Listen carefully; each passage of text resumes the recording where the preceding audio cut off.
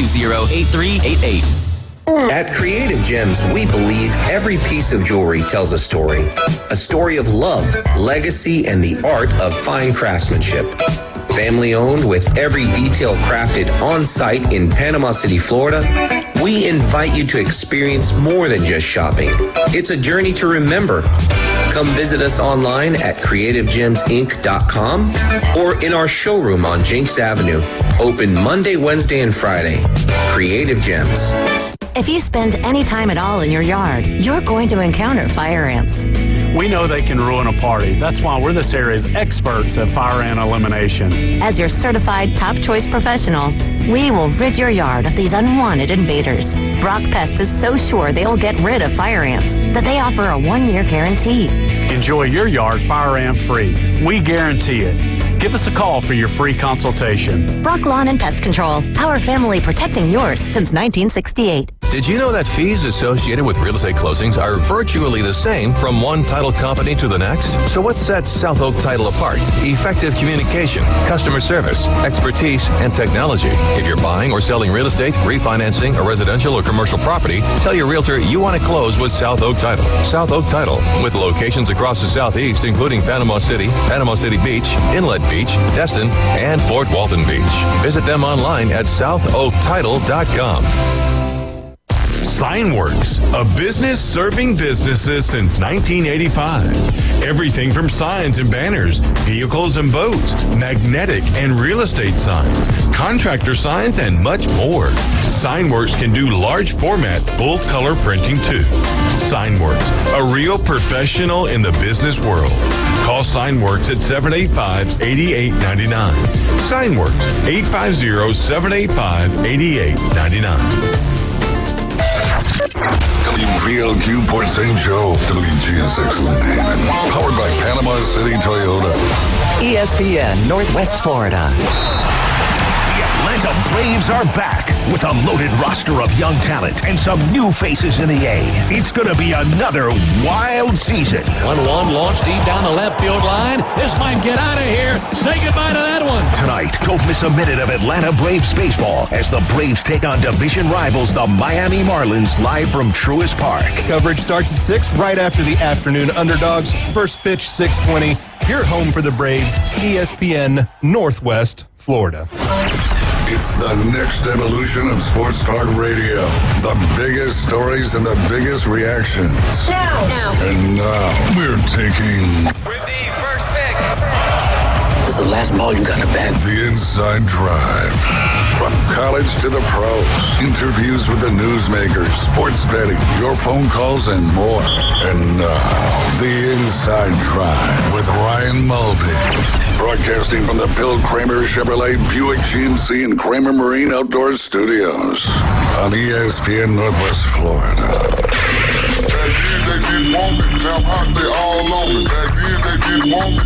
And good Wednesday morning. You're listening to the Inside Drive live here on ESPN Northwest Florida. Beautiful Wednesday out there here in the Florida Panhandle. It is your last day to nominate the family of ESPN Northwest Florida local radio shows for your Best of Bay. I believe today's the last day to submit nominations.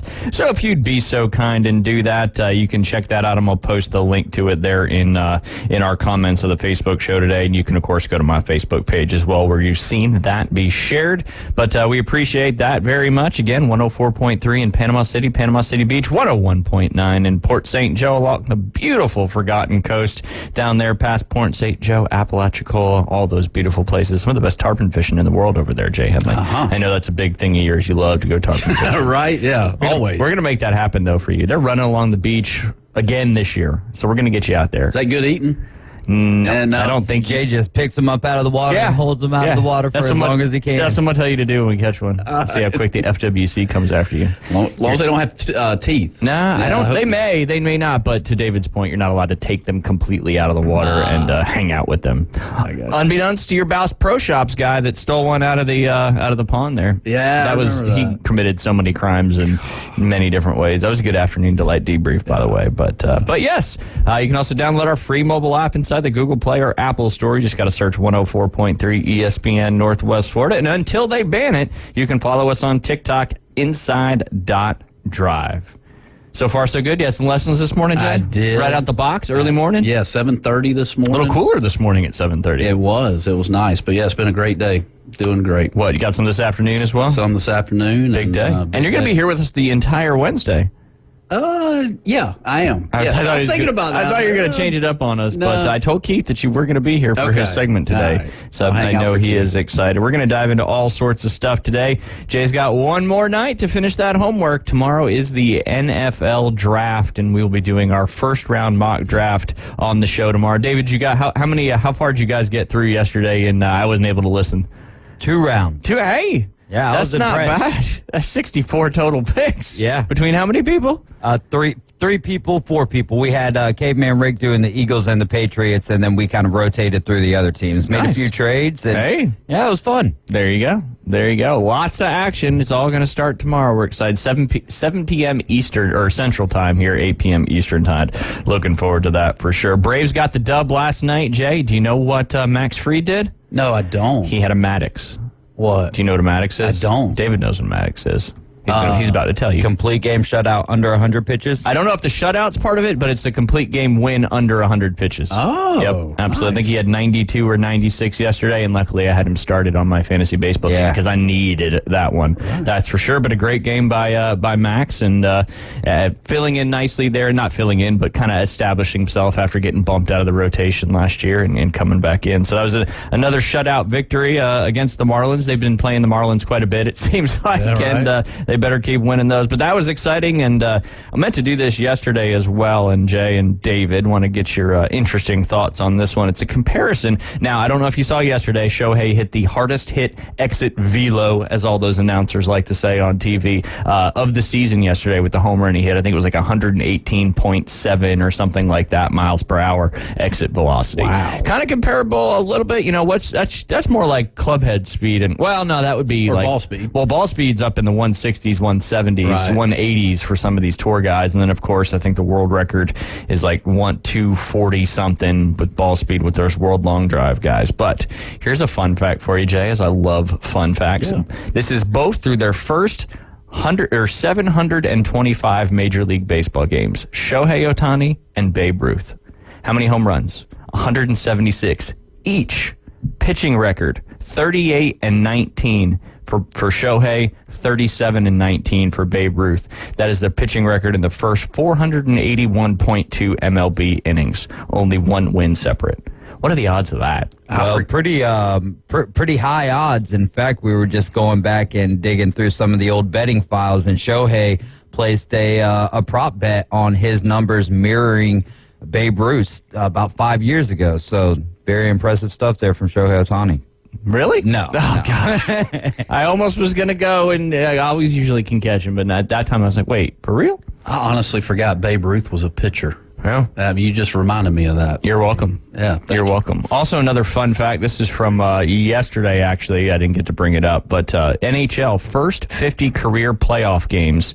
The most points ever scored. Who has it? Just think of the best hockey player of all time. Wayne Gretzky. There you go. He has 104 points. Second on their first 50 career playoff games. Another one of the best players of all time. Played for the Pittsburgh Penguins. Lemieux. Wow. Whoa. You actually crushing it. Now look, we get past number 2 here. That's where I'm going to step in here for you. 3 and 4 on that list are 2 players from the same team, from the Edmonton Oilers. Connor McDavid has 80 points through his first 50 playoff games, and Leon Draisaitl has 79. Both on the same team. They're currently 3rd and 4th all-time in playoff points in their first 50 games. Wow. That's some impressive stuff out of the young talent there. That is for sure. Breaking news this morning. Did you see what happened? No. If you pay attention to our group text, you would have. They gave Reggie Bush his Heisman back. Oh, okay. Do you know why they took it away? Oh, was it have something to do with money? Yeah, they were basically saying they stripped the Heisman, stripped the wins, all that stuff because he was getting paid. Like I think he got his mom's house paid or something like that. But basically, I'll give you the actual verbiage on why they're doing it. But I saw that come through, just kind of completely random. Didn't really expect that to come through. But 14 years ago, back in 2010, is when he was told to give that Heisman Trophy back. But basically, today is going to be the formal reinstatement of the trophy to Bush, admitting amid what calls enormous changes in the college football landscape. The Heisman Trust decision comes after Bush forfeited his Heisman Trophy in 2010 in the wake of significant NCAA sanctions, for which included Bush receiving improper benefits during a Trojans career that spanned from 2003 to 2005. As part of the decision on Wednesday, the Heisman Trust is returning the Heisman Trophy to Bush and a replica to USC. Bush will again be invited to all future Heisman Trophy ceremonies beginning in the 2024 season. Good for him. What's next? They're going to remove Johnny Manziel's Heisman from him. That would be ironic. Because he came out in support a few weeks back, and then even today said thank you to the Heisman Trophy for doing what's right. Yeah. Easy for him to say. I'm glad that the Heisman Trust did this, though. I think, what he did on the field was special and needs to be recognized for that. So now there is the complication of he shouldn't have. I guess he was ineligible to play, so doesn't. Yeah, I mean, are they going to return those wins and because they have to vacate a national championship? Yeah, they too? did. Yeah, I believe 2004. So. I feel like if they're going to give him the Heisman back, they got to make that happen too. You would think, because in my opinion, one board, the Heisman Board of Trustees versus the NCAA, so that's certainly a different thing there. Jay, poll question. I didn't know that Reggie Bush's middle name was Money. How about that? Anyways, go ahead. You pulling our leg? No, I'm serious. Reggie Money Bush? Yeah. According to the clerk of court, public record there, birth certificate. It's right there. Reggie Money? According to the internet. Hey, if it's on the internet, it's true. Right. If somebody can confirm that, please let us know. But I just did. But yeah, poll question. I don't think that's a confirmation there, brother. What else you got? Give us something else. Wikipedia's not right. All right, go ahead. Remember they used to tell you Wikipedia when it was starting to become a thing, you couldn't use that for citing resources and stuff like that. Now I feel like all the kids do is use Wikipedia to write papers. I think so, too. But anyway, poll question for today. Yes. You're in the woods. Okay. Just like Naked and Afraid, but you can have clothes on. You can bring 2 things, and that is it. We got to come up with the 2 things, or how do we turn this into a poll question? We can't do a write-in poll question, can we? I think you got to choose a multiple choice, right? Yeah, I think you got to choose multiple choice. All right. Well, if you could live in the woods, how long would you live in the woods for? Oh, there you go. There you go. How long would you last? But then again, you got to pick a number 2. Yeah. We could do like 1 to 30 days, 31 to 90 days, and whatever. We could do it. That's very specific. 31 to 90 days, bro. There you go. Or whatever. Okay, well, let's set the stage. All right? Yeah. You got clothes on. Okay. You got something to start fire with. And you've got, let's go with do you want a pot or do you want a machete? Oh, a pot or a machete? Do you want to be able to cook dinner or kill dinner? Yeah. I'm not giving you both. That's part of the stipulation. I'll go pot. Okay, so no machete. Yeah. So you got something to start fire with, whether it's a fire starter or a lighter, whatever. I don't care. And then a pot to potentially boil water in. Right. All right, give me 3 time frames of how long you'd last. All right, let's go. I go 1 to 3 days. Okay. I'd go 4 to 7 days, 8 to 11, and then 12 and over. That's okay. If you want to break it down to 5. Or yeah. We can only do 4 options. That'd be 4. Yeah, I don't know why I said 5. Yeah, that'd be 4. So 1 to 3. 1 to 3. 4 to 7. 8 to 11. To 11. And 12 plus. Kind of like my age groups in junior camp. Yeah, perfect. See, look at that correlation. How long you lasting? Oh my gosh. I say I could last 4 or 5 days out there. Really? Yeah. I think we should put that to the test. Yeah.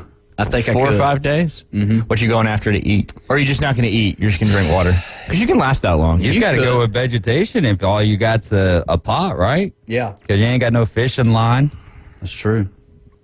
You can maybe build a trap. You could. Do you know how to weave a fish basket? There you go. Or you can go noodling. Try to get you a catfish. Could do that. You could do like some of those videos that you see from the kids in India. You know what I mean? Where you stick a tube into the ground and next thing you know, fish are just jumping through the tube. I wouldn't bank on that.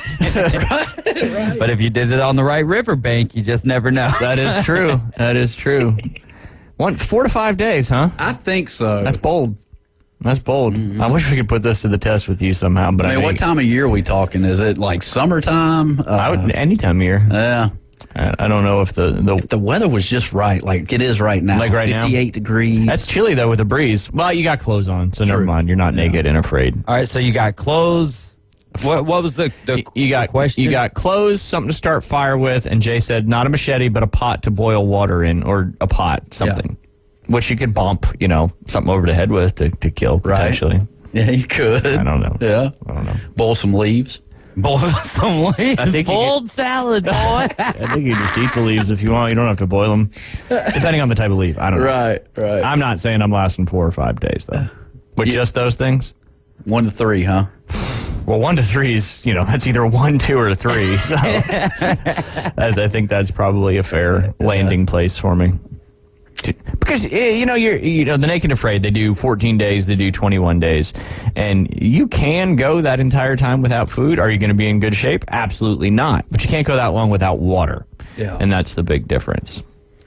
What about lizards? You can eat lizards. Raw. I don't know about raw. Just a little bacteria. Jay Strong. Did a little Googling on that last night, actually. You can eat lizards, yeah. Raw, or you got to cook them? You should cook them, yeah. Should, asterisk. Yeah. Whatever your body gets used to, it gets used to. That's true. That's true. Salmonella. Cockroaches. That's true, salmonella. Cockroaches, yeah. Cockroaches you can eat, live or dead. Y'all got me really thinking. That's good. Are you thinking about maybe making it to 12 plus days? Hey. I feel like you'd have to play very big mind games with yourself. That's after the thing is the boredom, I think, would get to me. Same. And we're so used to going, and these things, and all of a sudden you don't have any of that. Yeah. You got to occupy yourself. Yeah. I feel like I'd turn into Tom Hanks from Castaway. Yes. Find me a volleyball. He got or football. Yeah. He did. It was a movie, though. True. Was it based on a true story, or was it just straight up fiction? I think it was fiction, yeah. But, it could happen, though. There's no doubt. It's probably happening right now. We just don't know about it. Right? Yeah. All right, we're going to find some sponsors for this challenge for you, Jay, and we're going to put you out there, and we'll get you a camcorder with lots of battery backup and let you film it and then come back to us. Deal? Deal. All right. We just got to find a time period of certain days where you don't have any lessons. Okay. I can block. Hey, I can block it off for 12 days. Survivewithjay.com. Yep. We'll have a live stream. We can go just north of Southport, kind of up in that area. Just drop me off. Drop them off in Sand Hills. Yes, sir. Take me further than that. Oh, you taking me further than that? Absolutely. You'll find your way back up there. We're going to take you far where you don't know where you are. There we go. To the top of the Appalachian Trail. Ooh, there you go. All right. Work your way back. Get your backpack. Could do that too. It seems so easy in theory. We've watched a lot of Naked and Afraid. Right. But it's not. Especially if you don't know what you're doing. Quickly. Right. You think an hour is a long period of time when you're just there by yourself? Imagine 12 days. Can't imagine. That's a whole nother ball game. That is a whole nother ball game. Ugh. Your girl Caitlin Clark, Jay, you know what she got? What she got going? They announced that she was going to be getting a shoe deal. Well, it's official now. She's getting $28 million from Nike. Caitlin Clark's new Nike deal will pay the Indiana Fever Guard up to $28 million over 8 years, according to Rachel Bachman of Wall Street Journal. The Athletic Shams Sharina, Mike Vorkuna, and I don't know why I mentioned names, originally reported on April 17th that Nike had secured the signature of Iowa legend plus a $20 million slated as a payout. As part of the agreement, she will also get her own shoe. Under Armour and Adidas both made pitches to Clark as well, per The Athletic, and Golden State Warrior star Steph Curry met with her directly on behalf of the former. Nike is certainly placing a bet on Clark, but the numbers speak for themselves in terms of the 22-year-old's on-court production and her box office potential. She averaged 28.4 points and 8.2 assists over 4 years with the Hawkeyes, and the end of her college career saw a feature in multiple NCAA tournaments, broke numerous records, all that good stuff. The early return points to the sizable following she built Iowa, translating over to her WNBA career as well. An average of 2.45 million viewers watched the WNBA draft, quadrupling the previous all-time mark of 601,000. Clark's Fever jersey quickly fully sold out through Fanatics and the WNBA's official store too. Another sign of how popular of her popularity is already bearing out in tangible terms for the WNBA and its corporate partners. So obviously she's making $76,000 a year playing for the WNBA, but getting over the course of 8 years up to $28 million from Nike. One of many companies I'm sure that she'll be doing endorsements with. But are you going to buy a pair? For all the basketball I play. Yeah. I wonder what they're going to be called. Maybe Ryan will get a pair. I don't know. Caitlin's. The Clarks. CC's. Right, that'd be good. Not the pizza. Right. There you go. That'd be good. Do they wear high tops now, or is it kind of like ankle? Or I don't think anybody doesn't wear shoes that go over their ankles in basketball. That don't work. I may be speaking. No, they wear low tops these days. Do they? Oh yeah. Yeah, my ankles would just go. Same. Low tops, mid tops, high tops. Actually, high tops are probably the minority. Really? Mm-hmm. Huh. What's your definition of a low top? Is it below your ankles? Yeah, there's plenty of shoes out there that are below your ankles. Yeah. What if you got real shallow ankles?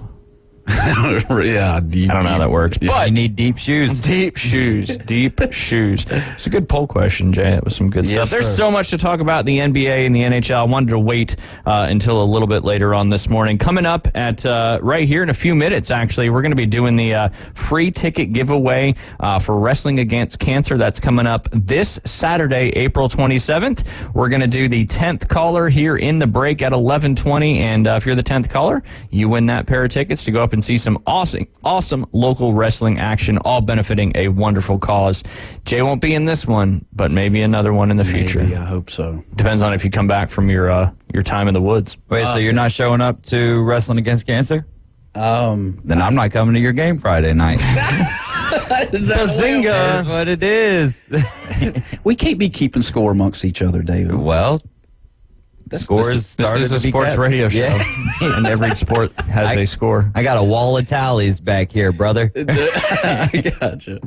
Yeah, we can figure it out. But yeah, if you're looking for 2 tickets up there to Wrestling Against Cancer, it's at North Bay Haven High School. What time does that start, David? The wrestling 5:30, doors open, bell time 6:30. There you go. DJ David Crockett will be there himself as well. But in this break, we're going to take the 10th caller, 850-215-6290. Give us a call if you want a pair of tickets up there to Wrestling Against Cancer. Brought to you right here by ESPN Northwest Florida. You listen to the Inside Drive. We'll be back. Hopefully we'll have that 10th caller. We'll dive into some NFL draft fun facts as we get ever so closer to tomorrow night's anticipated 2024 NFL draft. We'll be right back.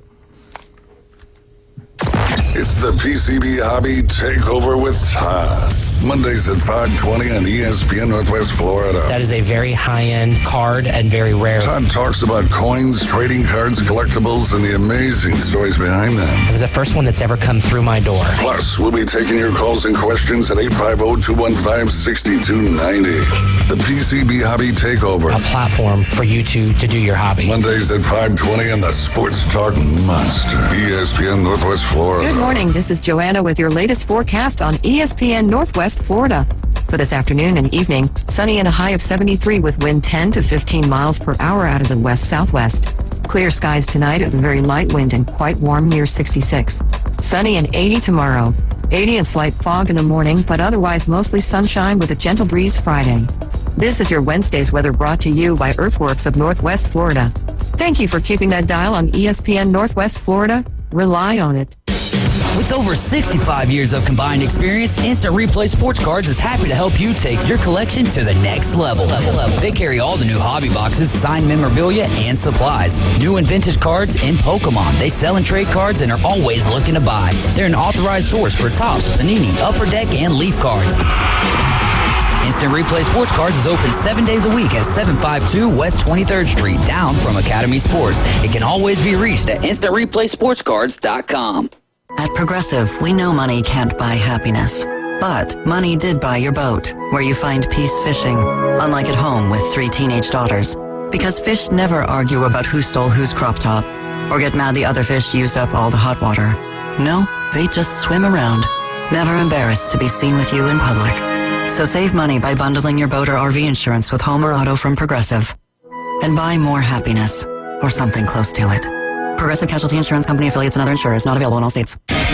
Welcome to the Inside Drive, the next big thing. It's a big, huge, giant deal. Sports betting, huge reactions, your calls and real-time coverage of the stories you're following. Broadcasting from the Bill Kramer Chevrolet Buick GMC and Kramer Marine Outdoor Studios on ESPN Northwest Florida. And welcome back. You're listening to the Inside Drive live here on ESPN Northwest Florida. Jay, I thought your tip yesterday was fantastic.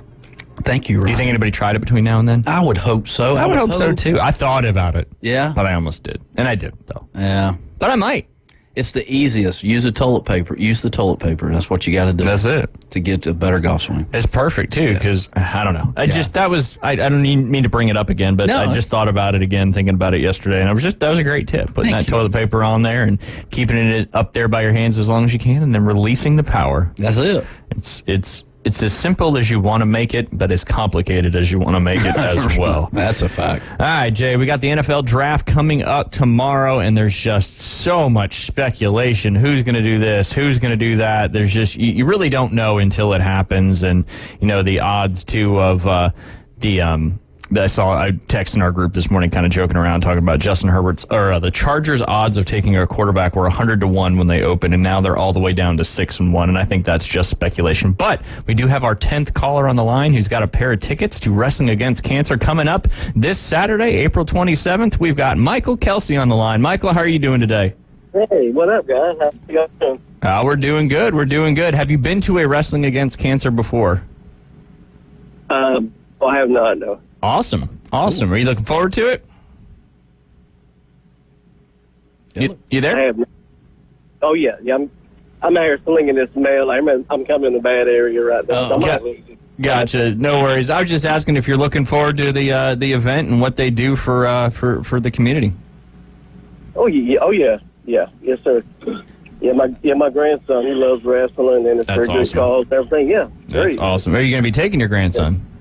Yeah. Even cooler. Michael, do you watch a lot of WWE wrestling on TV? No, I don't myself. No, he does. I don't. Oh, I got you. Okay. I was going to talk about maybe the 90s tag team back in the day. The Steiner brothers, the Bushwhackers, all those guys. We got Keith coming up at 12, so you can always distract him from his normal stuff with some wrestling action there. But Michael, we appreciate you calling in, and congratulations on winning those tickets, and thank you for what you're doing out there on the road, and we appreciate you listening. All right. Thank you all very much. Absolutely. Enjoy that this Saturday. Yeah. All right, Jay, we're going to jump right back into the NFL draft. I'm going to test your... Do you have something? I was going to say, you may turn... Go. What? You may turn the air on. It's hot in here. It is hot. It is. Hot damn. Good luck. Yeah. It's like Fort Knox trying to get in there. It's tough getting into the building, dadgummit. Let alone turning the heat. I blame Coach for that. I got you. Until he started touching stuff, we didn't have to get a key to get in there. Right.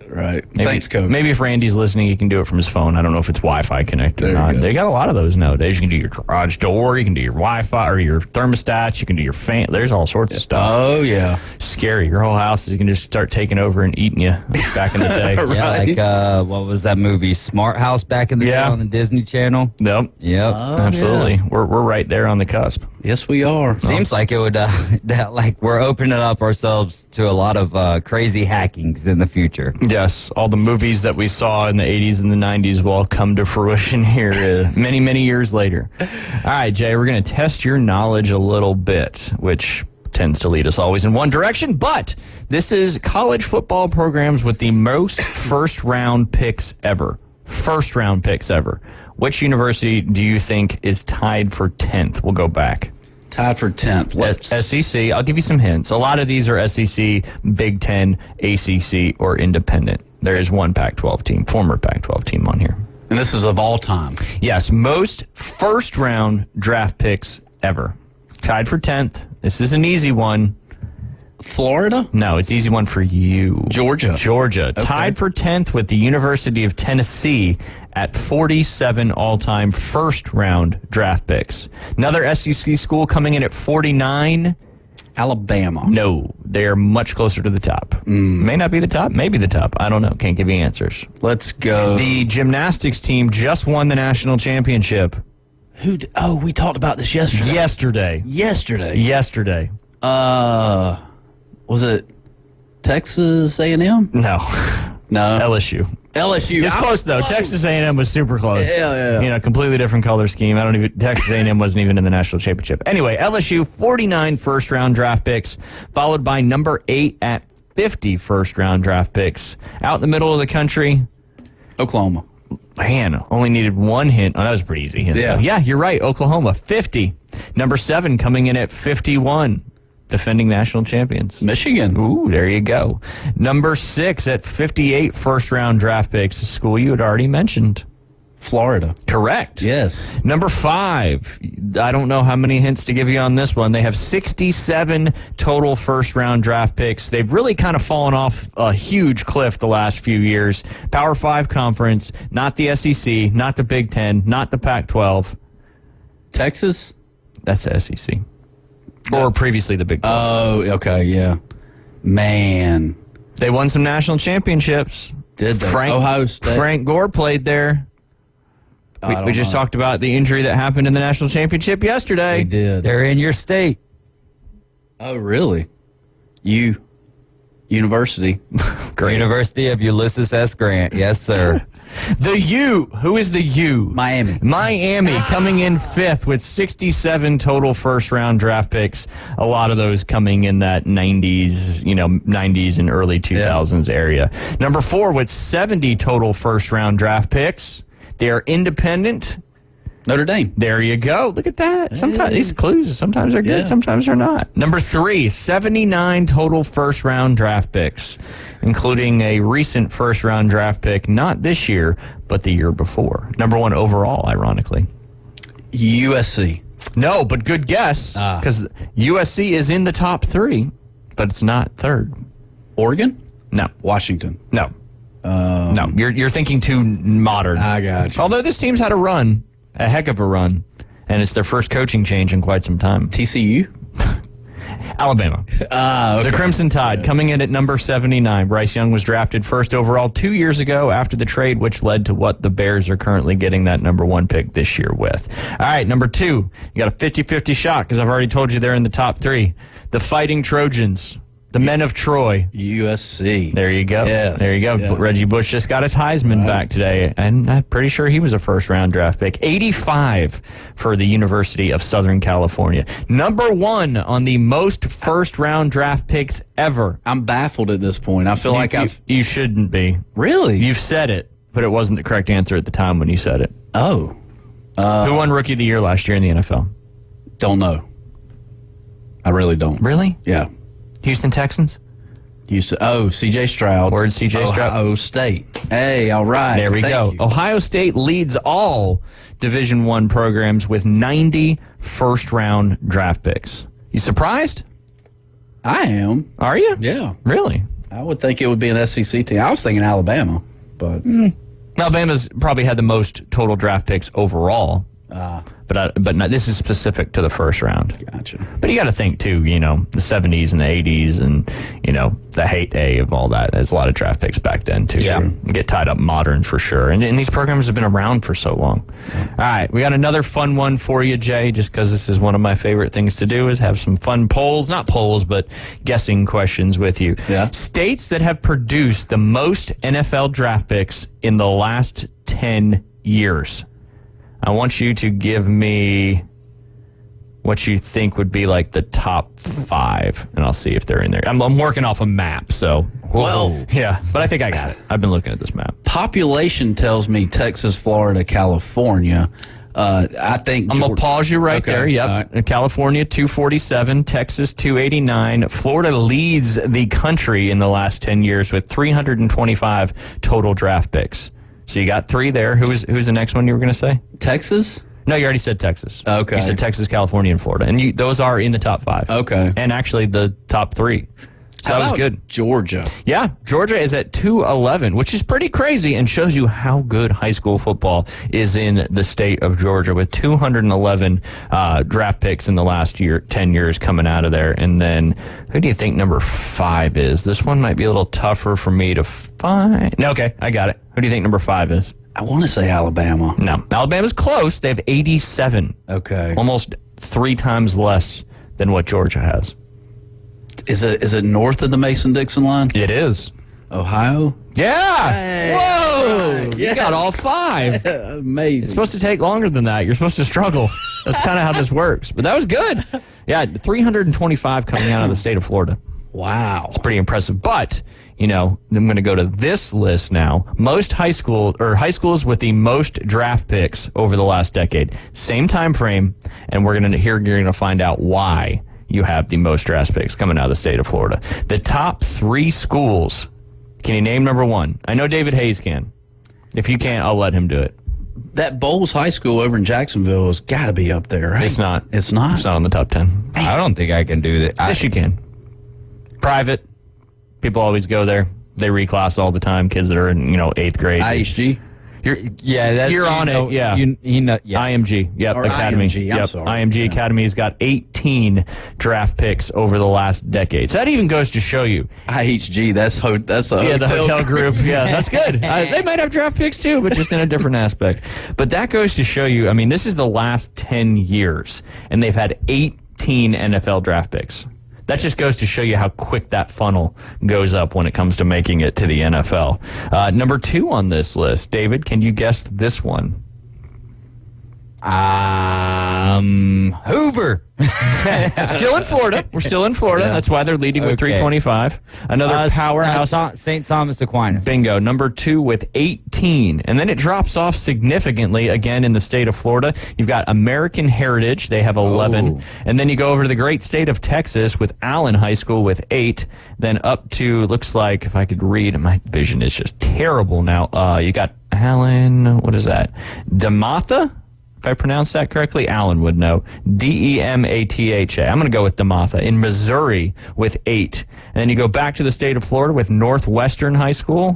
Don't really know. I'm going to guess that's on the peninsula of Florida with 8. Then Bishop Gorman from Nevada, Cass Tech from Michigan, Glenville from Ohio, Long Beach Poly from California, Miami Central, and then Sarah from California, all with 7 there. No Bishop Sycamore. No Bishop Sycamore in the top 10 anyway. Bishop Sycamore was that spoof school that really wasn't a school that was playing against other schools. That went right over my head. I apologize for that one. But yeah, no, that's a good point there. That's for sure. What's the ingredients you think for all of that? Why do they continue cornbread to be?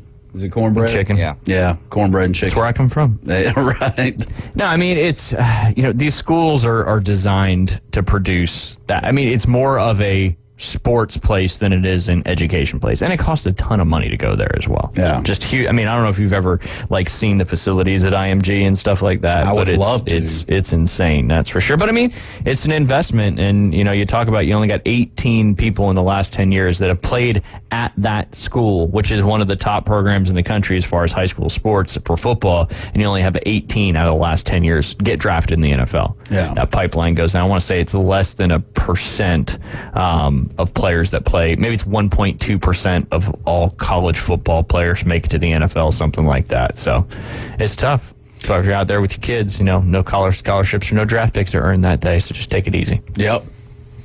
They, I'm sure at IMG, everything's so structured, I'm sure. I think they all have meals together. You got film study. It's college is what it is. It's college. Obviously you have to have the talent to get there in the first place, but that's certainly one of those things, no doubt about it.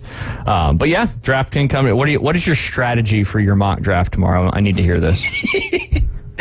Let's see. Best available. Right? Yeah. My man's looking up the IMG Academy over there. Yeah, I'm curious. So you're just setting an auto draft? And just best available is going to pop in? No, because when I go to the lottery store, I don't like doing the auto draft. You like to pick your own numbers? I think that's against, the machine's against you. That would be an interesting fun fact there to find out about the recent lottery winners. Did you pick your own numbers, or did you have the quick pick with the power play or whatever it's called? So I'm going with Penix stories like we talked about yesterday. I think those are huge. Don't forget, too, when you're doing this mock draft tonight or tomorrow morning, whenever you do it, You can throw trades in there, too. Like, if you think somebody's going to trade their pick, okay, who are they trading it to, and then who is that team going to take? So now, is this through ESPN or NFL? Is it NFL.com? This is through Jay Henley's brain. Okay, so this is like pen to paper. I'm going to have to do this. You can do it on a computer, too, but yeah. I'll send you a few websites you can go through. Yeah. I mean, you could search, all these people's different mock drafts and look at the best available and all that stuff, but it's coming from your brain. Gotcha. Which is my favorite place in the whole world. And I'm trying to basically, similar to what the draft is going to look like tomorrow. I want you. You want I want mine. your. Okay. This is, say Mel Kiper's mock draft. All right. Ryan Williams, whatever his last name is, mock draft. I want Jay Henley's mock draft. Okay. All right. And then we'll see how it comes to fruition. Because Thursday night, the first round will be over. All right. And then we can compare notes on Friday. Can't wait. Me neither. Me neither. I'm glad I asked. So we clarified the rules there. So you now understand what the deployment is. He's going to go to sleep tonight, though. That's true. But if you write it down or put it on a computer, then you can look it up and not forget. Right. I'll try not to reset at midnight tonight. I'll try to. Is it midnight that always you get reset? I reset at midnight. That's when your computer programs to press it and everything changes. Yep. Short-term memory, no more. You got the Men in Black flash your eyes thing. It happens to you at midnight. Right. Yep. That was an underrated movie. That was a good one. Whatever happened today is in history. Whatever happened 30 seconds ago is in history. There you go. Also very true. Yeah. Also very true. Who's going number one? It's not going to be Caleb. Oh, see, we're already got a controversial mock draft right out the get-go. It's not going to be him. I like that. I'll go with Penix. Chicago Bears, the number one pick in the 2024 NFL Draft, select quarterback out of Washington, Michael Penix Jr. Let's go. Hey, it's your mock draft, not mine. You can do whatever you want with this. Yeah. But y'all can have some humor. Y'all can have some humor over my draft picks. That's no. I want. I know you're going to do this, what you think is right. Right. And that's the beauty of it. Is you're entitled to do that. Yes, sir. But man, hard to believe we're already approaching the NFL draft, and that means in a couple weeks they'll release the schedule. They already know their home and away opponents, but I always get excited in early May because then you find out when it's going to be. I always try to pick certain dates, and it never works out because the Niners are playing two Florida teams this year, the Tampa Bay Buccaneers and the Miami Dolphins. Here in the state of Florida? Tampa and Miami are both in the state of Florida. Oh, I didn't know if they were playing away or at home or whatever. That's fair. Yeah. I think I prefaced that, but maybe I didn't. Oh, okay. Yeah. I got you. Which is cool because we've had Jacksonville, Atlanta, Jacksonville, and now we'll have a choice of Tampa and Miami. I'm probably leaning towards Tampa. Miami's just really far. We just need direct flights out of Panama City to Miami. I don't get it. I don't understand that. Anyways. I got a board meeting this afternoon with the Chamber. I'll talk to to Parker and see if we can make that happen. Yeah. I mean, it makes sense. Yeah, it would. With everybody wanting to go to Miami. Go to one beach to another beach. You can't get to Miami from here. I mean, you can. You can. You can go by boat, you can go by plane, you can go by car, whichever you prefer. They are going to have a direct flight to Boston this summer, should you want to make the trek up there to Beantown. Ooh. Maybe watch a Stanley Cup game. Well, I probably wouldn't do that, but... Did you watch any of them last night? No. All right, well, we'll talk about them when we get back. You guys are listening to The Inside Drive live here on ESPN Northwest Florida. NHL, NBA recap from yesterday, followed by Keith Fleming at the top of the hour. We're going to pivot a little more away from golf, talk some NFL, talk some Scotty Scheffler, all that stuff, because this week is the Zurich Classic, and it is a team event and a little different when it comes to the world of gambling. You're listening to The Inside Drive. We'll be right back. America's team plays here. And a rocket to right field. This thing is into orbit. The Atlanta Braves on ESPN Northwest Florida. Acuna, Ozzie, and Austin Riley lead the Braves' high-powered offense. Swung on, belted, deep right field. Get out of here, Ozzie. Home run. Ball game. The Atlanta Braves on ESPN Northwest Florida is sponsored by Brock's Pest Control. Store more portable buildings, reliable hydraulic solutions. Bill Bird Kia and Mid-South Lumber. At Creative Gems, we believe every piece of jewelry tells a story of love, legacy, and the art of fine craftsmanship. Family owned with every detail crafted on site in Panama City, Florida, we invite you to experience more than just shopping. It's a journey to remember. Come visit us online at creativegemsinc.com or in our showroom on Jinx Avenue. Open Monday, Wednesday, and Friday. Creative Gems.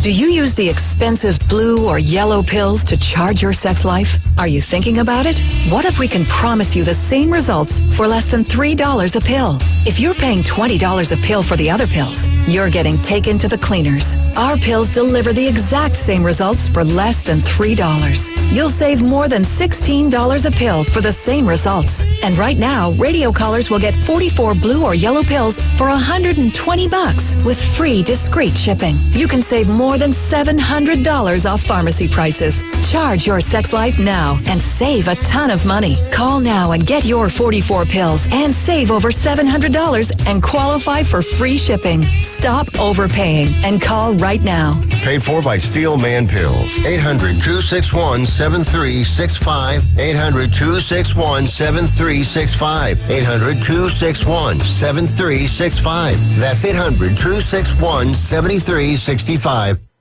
Broadcasting from the Bill Kramer Chevrolet Buick GMC and Kramer Marine Outdoor Studios. He has over 10 items in the express lane. He pays with checks and he doesn't return his shopping carts. You have ruined groceries for me. Now back to Ryan Mulvey and the Inside Drive. ESPN Northwest Florida. Not sorry. And welcome back. You're listening to the Inside Drive live here on ESPN Northwest Florida. For the record, you can even ask my children. I always put my shopping cart back in the little shopping cart section. I do on windy days. Just on windy days? Yeah. What do you do on regular days? You're like, forget it. You just push the cart and walk away. I'm just kidding. Let it go. Yeah. Let it go. Just trying to be an upstanding citizen. On windy days, they're going to bounce all over the place. Do it on non-windy days, too. I got you. Making other people's lives easier. I do. And if we all just did that each day. But I'm a single guy. I take the bucket. Yeah, we know. I take the bucket. You take the bucket? I take the bucket, and so I never... Are you taking a bucket when you go naked and afraid? Or not naked and afraid, but just afraid in the woods? The bucket will come in handy. But if you don't have anything to wash it out with... Well, I'll find a river somewhere. A river. Just a river runs through it. Kevin Bacon. Yeah. But yeah, see, only on windy days. I'm just kidding. I'm kidding. No, what you should have said is, it's always windy in Florida, so I do it every day. Right. Which is fair. Yeah. I like to go to Aldi's and just round up the the grocery carts, and then, yay, man, let me get that quarter off you. I'll make a little bit of dollars. That's right. I remember in the airports and stuff, you had to put, was it the airports where you had to put the quarters in to get the cart to come out? Or am I thinking of something completely different? Yeah, I don't know. I just remember there was maybe it wasn't. Oh, like the. You know what you're talking about. I know what you're talking about. And it may not have been airports. It might have been somewhere else. Yeah. Hotels. Your luggage thing. Yeah, the luggage cart. Yeah. And you had to put something in there to get it to release from the thing. Right. And then people like you would just leave them everywhere, so people would benefit from you leaving them because then they'd have a free one. It's true. It benefits either way, right? There you go. Yeah. Unless you want that quarterback. Right. Or a wide receiver. Or a running back. I don't know. It doesn't matter. I already know the answer. Did you watch anything? Did you watch the national anthem? Did you watch something last night from either the NBA or the NHL? Had basketball practice. Oh, that's right. How'd that go? It was good. Yeah, it was very good. We got some plays going, so it was really good. Nice. Team's ready for Friday? We are ready. Excellent. Pre-game meal? Don't know yet. Something light. Carbs? Some carbs. Yeah. Maybe some spaghetti noodles or something of that nature. There you go. That'd be a good, with a little bit of butter on them. A little butter? Mm-hmm. No meatballs, though? No, can't do the meatballs. Okay. Too much. Got to do spaghetti noodles. Okay. Just the noodles. Yep. Plain with butter. Mm-hmm. Parmesan cheese? Could add some of that. That would be That'd be a personal preference. Right. But that's not part of the pregame meal. Mm-mm. That's fair. Yeah. What time's your game on Friday? 7:30. Ooh. Tip off 7:30. The nightcap. Yes, sir. Pregame meeting?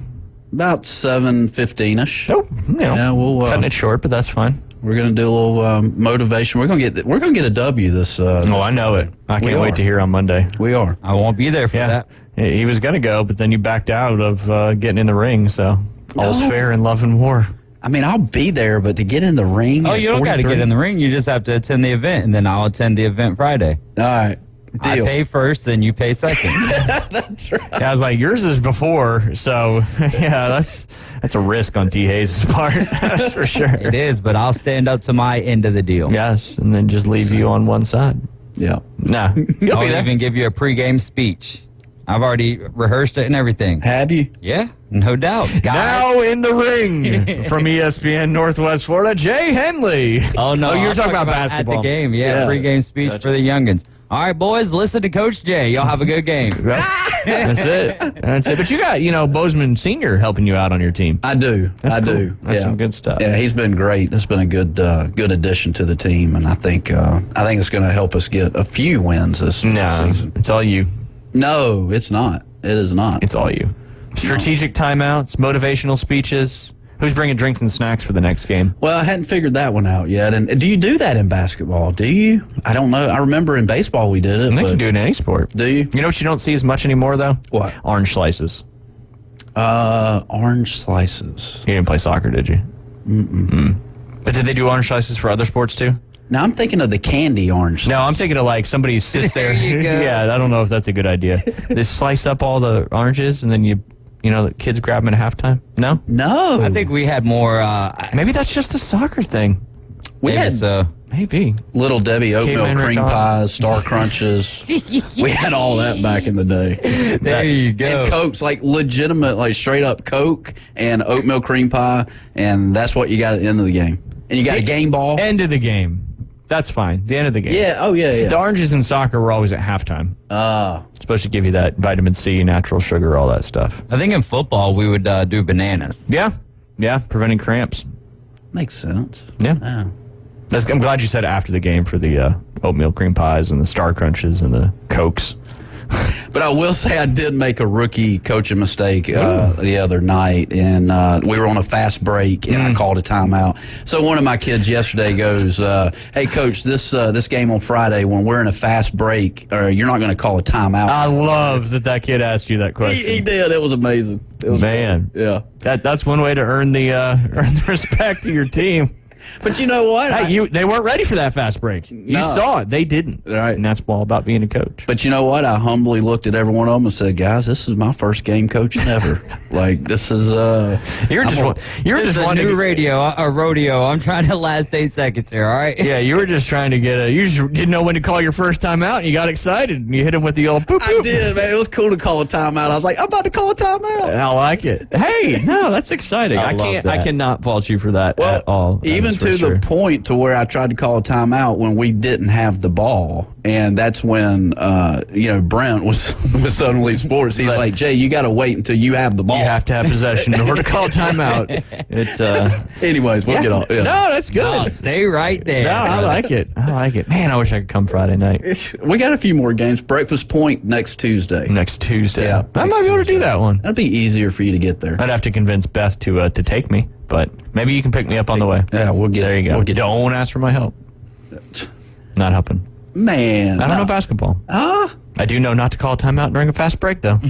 I've heard your motivational speeches. That's not coaching fundamentals of basketball, though. You got to motivate. You got to motivate these kids. I don't know these kids like you do. I barely know them, too. I've known them 2 weeks. You've known one of them for a long time. Well, yeah. Yeah, that's right. Pivoting from your basketball team to the NBA yesterday, we got a couple series now tied up. We were talking about how there was only one between the NHL and the NBA that was 1-1, but the Timberwolves looked strong yesterday, and they took down the Suns 105-93. Suns getting grilled a little bit there by some of the members in the media. T-Wolves looking in control of that series, heading back to Phoenix. And then the Pacers yesterday, D. Hayes and Doc Hayes, Indiana Pacers looked good against the Bucks, beating them 125-108. Just a solid all-around performance there. 37 points, 11 rebounds, and 6 assists for pronounce his last name? Siakam. And he's now, I think, one of 3 players in NBA history that his first 2 playoff games, he scored over 35 and over 10 rebounds. Don't quote me on that. I think I saw that this morning, but it went back to like the 80s and then the 60s the last time that was done. It was either his first ever 2 playoff games or something along those lines. I'll double check that at the top of the hour break and report back to you, Jay. If I could spell it, I'd look it up, but I can't spell it. I think that he's been in the playoffs before. I want to say he was on that team. Maybe it's with just Kawhi consecutive. Leonard. Yeah. Consecutive 35 plus and 10 plus rebound games in the playoffs. Yeah, but that was huge for the Indiana Pacers to land him at the trade deadline and then to have the series that they've had be able to tie it up. Now, there's no Giannis, so that's, a little... You got to have an asterisk there, but excited for these guys to get back to Indiana, and I'm excited to see how the crowd reacts, especially with this series being tied. I think maybe some of the air, they haven't even been in the building yet, but if they would have fell 2-0 with no Giannis, maybe there's not as much as excitement. No, it's going to be going back to, wild in Indiana. Did you hear what Tyrese Halliburton said after the game? Jay, he said, quote, "We've had regular season crowds better than what we've played in the last 2 games. He is ready for the series to head back to Indy." Throwing a little shade there at the fans, and you like to see that. Keep your team motivated, keep everybody fired up, but throwing some stuff at those Bucks fans. But we shall see heading back, and then also the Mavs and the Clippers. Luka kind of put the team on the back, which was a little bit about what Doc A was saying yesterday, and they won that one. They were up by a little more. Clippers got it close there at the end, won that one 96-93. So that series is tied heading back to Dallas. So some parity and excitement coming up. You got a few games coming up tonight, Jay. You got the Heat and the Celtics, and the Pelicans and the Thunder. Both the Heat and the Pelicans looking to tie those series up before they head to their home arena there. On the NHL side of things, another great slate of 4 games kicked off by the Caps-Rangers games. Again, I know you didn't watch any of these, Jay, but they were certainly exciting. I know you had basketball practice, and that's obviously an important priority there. But Washington got out, to an early lead there in the game. They scored just shy of 5 minutes into it. Rangers quickly tied it up shortly after that, and then Zibanejad had a nice power play goal. Rangers were up 2-1 after the first period. The over-under in that game was 5.5, so you're feeling good about that one unless you parlayed it with other things. Second period, Washington ties it up. Rangers then go up 3-2, and then they at that last most important goal in the second period to go up 4-2, and then end up winning that one. Do you think Caps can steal one back there in their home ice there, David Hayes? Or do you think the Rangers are just going to shut down this series? The Capitals could. I like the Rangers are stronger, but it's hockey. Yeah, anything can happen. You never know what's going to happen when you get back onto your home ice. I do think that the Rangers have kind of extinguished some of the fire that the Capitals had heading into the playoffs, so the steam is kind of cooling off a little bit there for them. So I think I like the Rangers in 5 as it stands now. I think the Caps will get 1. Yeah, they'll get 1 at home, come back to MSG, which has been hosting a lot of playoff action there. And what's crazy, too, up in the Boston Garden, you had Saturday, Sunday, Monday, 3 playoff games, 2 different sports. So kudos to all the crews there at these arenas that can change it from a basketball arena to an ice rink very quickly.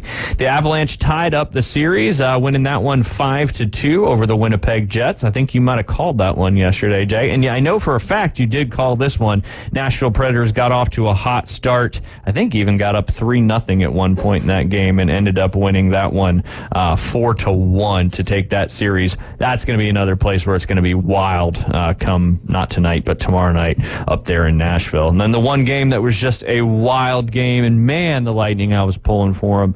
Lightning played a much better game, I thought, this time. They ended up losing to the Panthers, Jay, 3-2 in overtime. But there was some crazy stuff that happened. Arguably one of the best saves this year that's happened in a very important time of the game, too. It was tied 2-2 in the second period early, and I want to say there was about 7 minutes left to go, and puck goes around the net.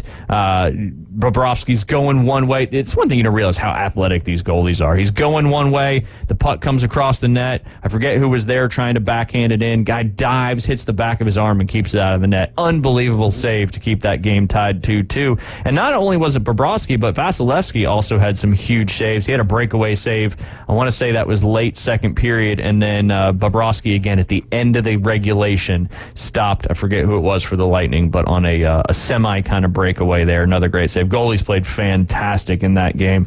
But about 3-ish minutes into overtime, I don't know how to pronounce his name, but got a nice back angle. I think that's Carter Verhaeghe, man. Verhaeghe. He used to play for the Lightning back. He's an overtime goal-scoring machine. He's got 5 in his career, which only puts him, I think, 3 behind the all-time leader in playoff game-winning goals. So some good stuff there on the hockey side of things. Wanted those Lightning to win yesterday, but hey, they're going home. They could get 2, tie this thing up, and go steal one in Florida or down there in the Miami area and make it happen. Tonight you got 3 games coming up. You got the Boston Bruins and the Toronto Maple Leafs. As you know, they tied that series up 2 days ago, and they're going back home. It's going to be raucous there. You're going to hear "O Canada" right off the jump on that one. The Vegas Knights and the Dallas Stars. Vegas trying to take a 2-0 series lead and go back home with that lead after their second game in Dallas tonight. 8:30 puck drop there on ESPN. And then the nightcap on TBS, you got the Kings and the Oilers. Oilers trying to take a 2-0 series lead. Kings trying to tie that up before they go back home. It's exciting. I don't know what to do in this next segment. You're going to be here.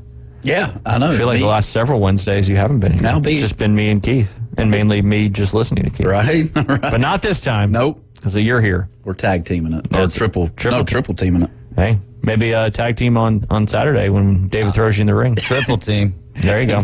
Triple tail. There we go. That's delicious. That's it. But yes, we got Keith Fleming coming up. We're going to talk a little bit about Scotty Scheffler, Nelly Korda, and some of the amazing things happening in the golf world, and also going to dive into the NFL draft. I know he's been doing a lot of podcasts and a lot of different things as he's excited about his draft coming up for 2 of his Georgia players. You guys are listening to the Inside Drive. We'll be back at the top of the hour with Keith Fleming.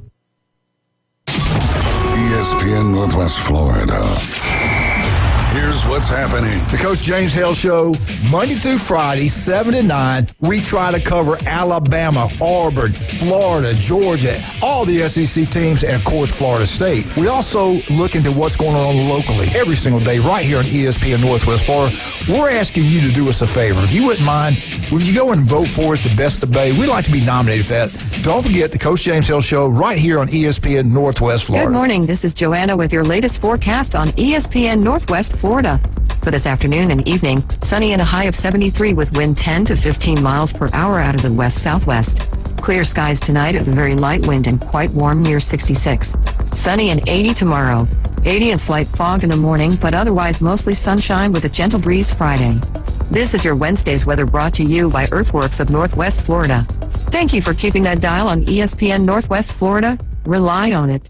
Turf Pro Lawn and Pest Control. They take pride in caring for their customers' property by providing lawn and whole house pest control. Whether you have roaches or any other unwanted bugs in your home, Turf Pro has you covered. Or if your lawn needs weed control, fertilize, insect control, Turf Pro has you covered by providing custom treatments to meet your property's needs. No property is the same, so why should it be treated that way? Turf Pro, where the blue and yellow trucks make your lawn green. Call 850-890-5820. Los Rancheros has been doing it right for 20 years. Los Rancheros brings a top-shelf dining experience to you with the opening of their beautiful new building. Watch all college and pro games on Los Rancheros' 14 large-screen TVs with great drink specials daily from 2 to 5 and during all the games. Los Rancheros, the place for live sports and great food on 23rd Street between Jenks and Harrison. WVLQ Port St. Joe, WGSX Lynn, powered by Panama City Toyota. ESPN Northwest Florida. Broadcasting from the Bill Kramer Chevrolet Buick GMC and Kramer Marine Outdoor Studios. He gives out raw scallops and Time magazines for Halloween. Jay is part of the Inside Drive. ESPN Northwest Florida. Sky rockets in flight. Afternoon delight. And welcome back. You're listening to the Inside Drive live here on ESPN Northwest Florida. Sitting inside these beautiful Bill Kramer Chevrolet Buick GMC and Kramer Marine and Outdoor Studios. Jay, where are they located? At the corner of 23rd and Frankfurt Avenue. Right there at the corner of 23rd and Frankfurt Avenue there. Yes, You always like to do it different. I like it. Yeah. Keeping everybody on their toes. But yes, as we had Chris Kramer in studio with us last Thursday, we're excited to hear about everything they got going on. Lots of new vehicles in stock, more than they've had in a very, very long time, getting back to those pre-COVID numbers, but trade value still very, very high. They have the express service. They got the full service. They always do tires at cost, just trying to create that loyalty. And again, you've got the Kramer Marine and Outdoor right there in the backside of Bill Kramer GM. They're a Yamaha outboard full-line dealer, Yamaha Master Certified Mechanic on staff, Seaborn, Spider, Sundance, and Skeeter right there at Kramer Marine and Outdoor.com. Great place. They'll get your boat back on the water. They'll get it sold. They'll get it fixed. They'll get you a new one. They'll sell you a trailer and truck, whatever it is, right there at the mecca of boat and car dealerships. Yes, sir. Jay, it's Wednesday. What we got going on? We actually got you in studio, but who do we normally always have on Wednesdays? Mr. Keith. Bring him in. Keith, good afternoon, sir. That was brilliant. Keith, how are you doing Good today? afternoon, Jay. I was trying to figure out if it was morning or afternoon. We just had our afternoon delight, so. Well, that was probably the spoiler that it was afternoon. But Jay, Spoiler alert. Is that a true story that you gave Time magazines away as Halloween, like for trick-or-treaters? Time magazine. It's the promo that comes in. Time magazine. Is that just something made up, or is that an actual Jay story? You caught me. You caught the tater. You caught the tater. I just wanted to hear it, if that was in fact a Jay story. I don't know if you've been in Jay's truck recently, promo. but it's just got Time magazines in the back of it, just waiting for October to come around.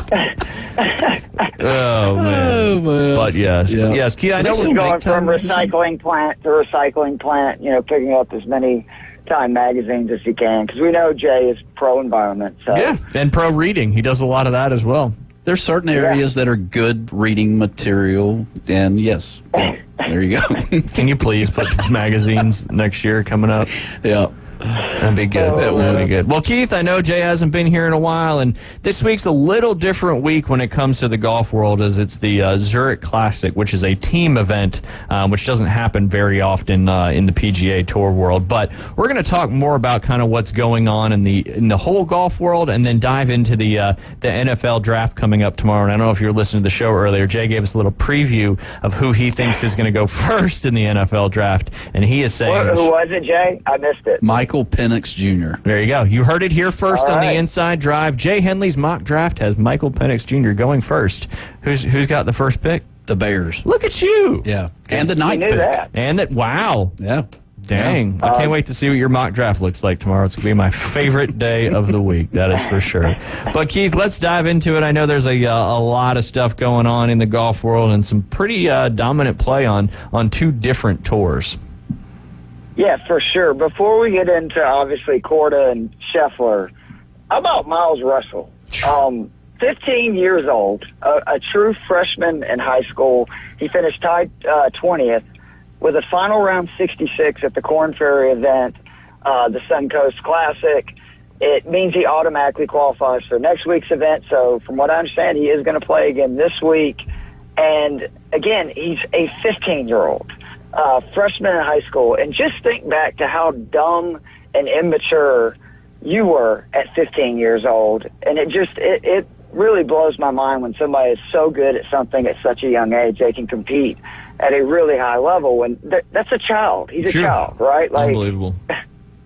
I mean, we were talking a lot about it on Monday as well, and I was almost thinking, to that point, is he not mature enough to realize, like, it's like you go out there and play in these events, it's almost like me and Jay go out there, you would be like you were talking about on Monday, Jay, pulling back the club would be difficult. Right. But for a kid who's, obviously one of the best junior golfer in the world, and to do what he's doing on these tours, maybe his mindset's just, he's not even really thinking about the magnitude, and he's just going out there and playing a golf because he is so young and hasn't really got to that. I feel like when you mature in golf, sometimes your mind gets more in the way than at that point.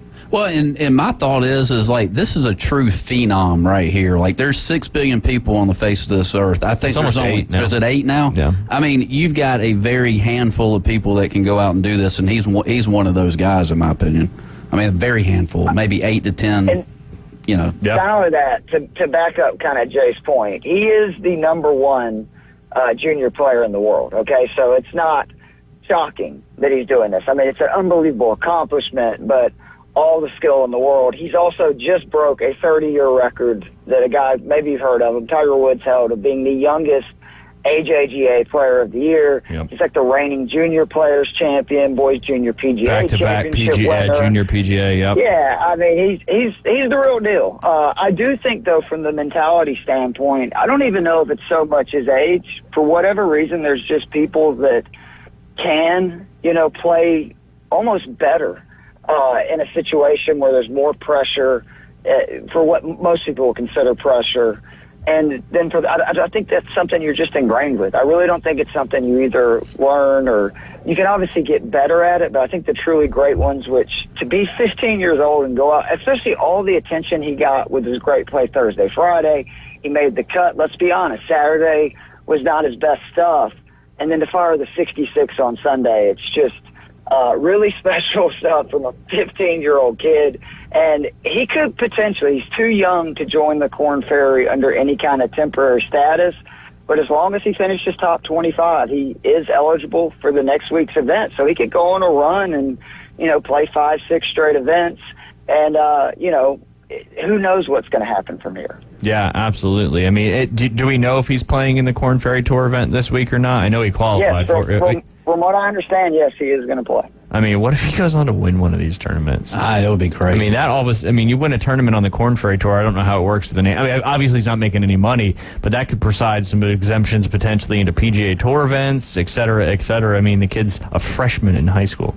He's going to get sponsor exemptions to PGA events, just I think from his play this last week. Yeah. Because we've seen other kids that are 15, 16 years old get into PGA events on sponsor exemptions. And, I mean, he's in a lot of ways earned it, right? He's the number one player in the world for his age, and he just went out and beat a bunch of really good golfers over 4 days.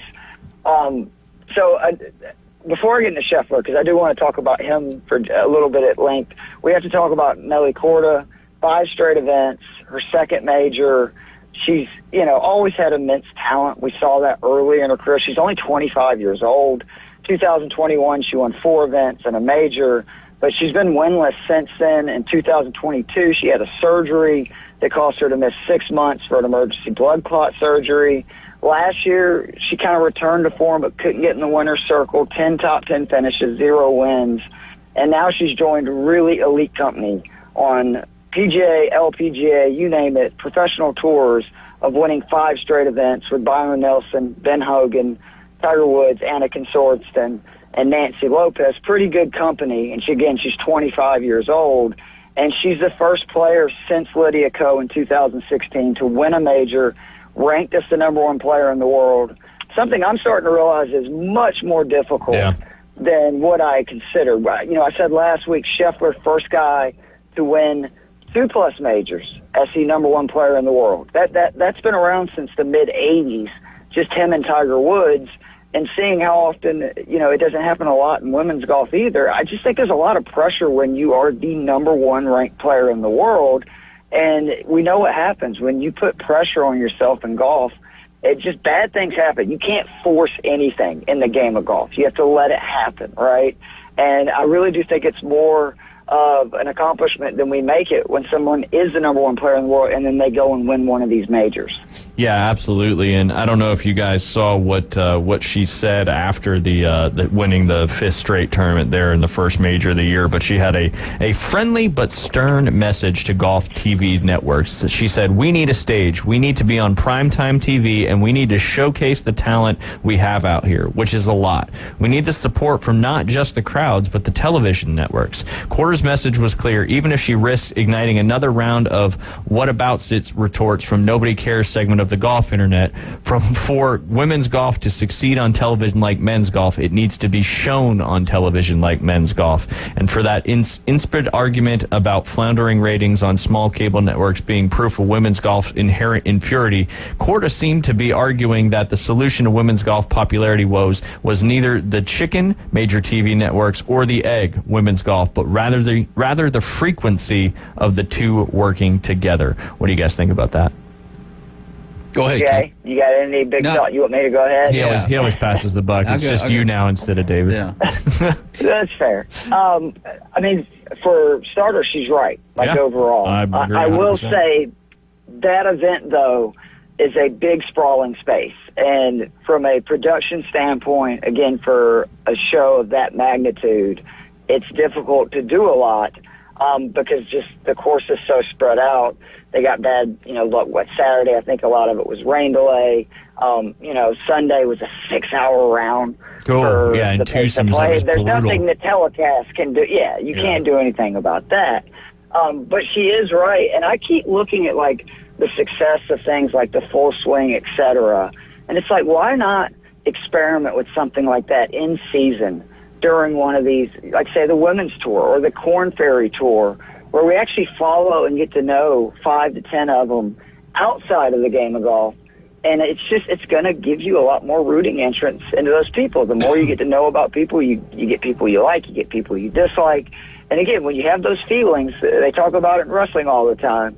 As long as somebody's either booing or cheering you, they're paying attention, and that's all that really matters. Yeah, absolutely. And I mean, I think that's a great point. You talk about it all the time with, like, what does the PGA Tour need to do to create better ratings? I mean, they keep talking about decline in ratings. I thought Full Swing was a fantastic way to get people engaged. And why are we not doing more of that at this level? I mean, you see it in football, and this is apples to oranges, but like with the Manning cast and these other things you're doing outside of the traditional television broadcast, and the Corn Ferry Tour and even the LPGA Tour, like there is struggles to stay on these tours, and especially Corn Ferry Tour and the LPGA Tour, it's nowhere near the payouts that the PGA Tour is getting. And there's a lot of people too, like, show the reality of the situation too. I mean, you made me think when you said get it, you follow 5 or 10 people, follow the people too that are just struggling to try to make it on tour. Yep. And make it more relatable to the casual golf fan. And I think a lot of people don't realize, a lot of people looking at it from 10,000 feet say, oh, these people are making tons of money playing the game of golf.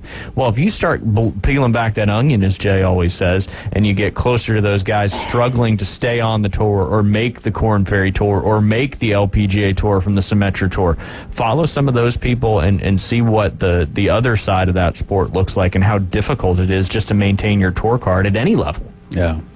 Well, you would appreciate it, right? Yeah. Like a lot more. Like, you don't think, well, these are entitled people. You understand the risk that they're taking. And, they're betting on themselves and doing something that they love and they know they're very good at, not knowing if they're ever really, truly going to make money at this, right? Yep. It's more of just a dream, and you just have to respect that, especially the older you get. Absolutely. And it's just, unless you're an avid golfer and understand how professional golf works, a lot of people don't even realize that, you've got all of these other tiny satellite tours. I mean, you got PGA Tour Americas now with the Canada, Latin America, and South America and all that stuff.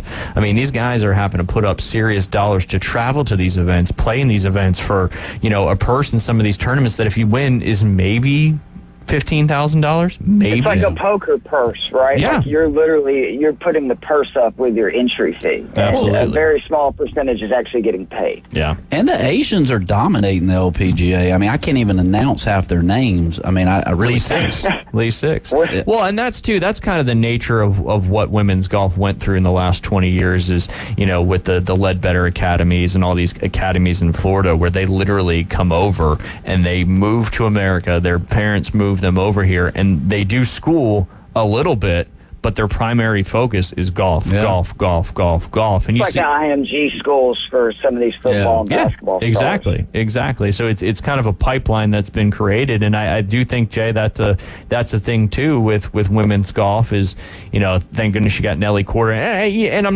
not knocking anything. I'm just saying, like, when you're talking about relatability and following stories and people, I think it's harder to do on the LPGA Tour because it is such an internationally dominated professional tour. It is, but we back about 5 years ago, from a coaching standpoint, they have talked about get your kids in multiple sports. Yeah. Well, you got these Asians coming over here and focusing 24/7 on golf, and they're achieving that, and they're not playing basketball. They're not playing soccer. And I think we've talked about it. Golf is not one of those sports that if you are going to play like this 15-year-old kid and all these other people, you literally have to dedicate everything to it to be at this high level. Whereas the more physical sports, not that golf's physical, but football and baseball, if you're repeating that same mechanic over and over again, it may damage your ability. But in golf, I mean, we talked about it with kids that are 8 and 9 years old. I mean, you go out there and you play every once in a while, you're not going to compete with a kid that's practicing and playing golf and that's all they do. But at the same time, golf's not a sport that you can, I think, play multiple sports and excel and be at the level of golf unless you're just a pure freak natural talent, and that just doesn't happen that much in golf. Yeah, it's not like Brooks Koepka, though, it would be my argument. There's a guy that played sports and didn't really truly get into golf till late in his high school. I understand what you're saying. It's rare, but it almost seems like that by teaching kids how to compete, which golf is obviously a great place for competition, but also football, basketball, whatever. Maybe it gives you a little something extra when it comes to the most pressured, moments, because Koepka is undoubtedly one of the best pressure game players, not just of his generation, of just about any. Yeah, no, absolutely. It's there's some anomalies for sure, but you just got to get it. And one way to go spend some time, Jay, where do you go? Golfwithjay.com. There you go. All right, There Keith, we go. let's talk a little Scotty Scheffler action. I'm in awe of this guy. It's getting a little to the point where ridiculous. It's ridiculous. It is. It's ridiculous, and I love it because it's just so, I think, difficult to do in today's game. But obviously, now won 4 or 5 events. He missed a short putt on the 18th that supposedly misread. I don't know. I've made that lie before, right, where you pull or push one. It's like, man, I just saw that going the other way. Knowing good and well, you did not hit that ball. Club face closed a little quick, yeah. Yeah. But it's crazy. I mean, he's the first since Woods in 07 to do that. Again, just to remind people how great Tiger was, he then started the 2008 season by winning his first 3 PGA starts and a European start, and he won a U.S. Open on one leg that year. So, but it's 7 of his 10 wins now, featured 8 of the top 10 players in the world. Obviously going to take some time off, well-deserved. We'll not see him again to the PGA Championship, which how fascinating will that be with it being the next major championship. But did you see him make the putt Sunday night, where they knew they were going into Monday? He decided to play the last hole, the par 5, made a mess of it, had about 15, 20 feet for par, and he buried it. And his reaction, like, we don't talk about Scheffler in the same, terms as we do Tiger, of like, this guy really wants to win, right? Like that Jordan mentality. Yep. I think Scheffler has a lot more of that than people realize, and it's just his demeanor, because even with what he was saying in this press conference is, I want to win. Like, that's fun for me. It's fun to challenge myself. And, again, this kid's so young, getting so confident, and the rest of the tour is getting to the level, not obviously where Tiger was, but similar to where they're going to start folding in those situations because it's Scotty Scheffler, and we heard it in the comments from players before the round started on Sunday. He wasn't going to come back. I had to go get him. Yep. Pretty impressive a guy can say that with, still only 10 career PGA wins. Well, we were talking a little bit that on Monday too, and I think you saw it at the Masters as well. I mean, you started seeing guys starting to drop shots and make mistakes, and I think he's getting to the point where it's different than Tiger, where Tiger was the intimidating, like, if I'm behind you by a couple strokes, I'm going to chase you down and bite your ankles and just take you out. And if I have the lead, I am not letting down. I'm keeping my foot on the gas pedal. Different type of fire and intimidation factor, where Scotty Scheffler is such a likable guy, but you still have the same factor bleeding in to these other guys. They know Scotty Scheffler's somewhere near the top of the leaderboard on the weekend. There's probably a good chance that you're going to have to shoot some of the best rounds of your life to beat him. He's going to, instead of Tiger stare a hole through you and then kick your butt, he's going to smile at you and then kick your butt. It's just kind of a little different. Yep, absolutely. Keith, you may disagree with me on this, but look, Tiger Woods, I'm a big fan of him, but really, he only had about 3 really great years. And if I'm talking to Scheffler... Wait a minute now. How many? 2000 to 2003. I think that was like his Tiger You're time. forgetting another large I think you're stretch forgetting of golf. 2005 through 2008, which is just as good as his 2000 to 2003. But agree to disagree. Go ahead, Jeff. But I'm just saying, like, Scheffler, to me, should enjoy what he's got because he's only going to be good for that. Like, the best ever in the game of golf, to me, had a 3-year stretch of great golf. At best, I think he has a great season this season, and then he falls out after this season. What about Jack, though? And people like Phil, like, if it's not for injuries, I think Tiger would have obliterated every record known to man because, he still was winning events in 2013 in bunches. And, his body, let's be honest, was already broken down by that point. Yep. I just think, Scheffler has a swing where I don't think you're going to see a lot of, damage to his body physically. At least from what I've heard, it's actually less pressure on his back and stuff, the way that back foot slides. And, I think it's just more about how much does he want it, right? And if he truly is that guy that wants to beat everybody every time he tees it up, the sky's the limit.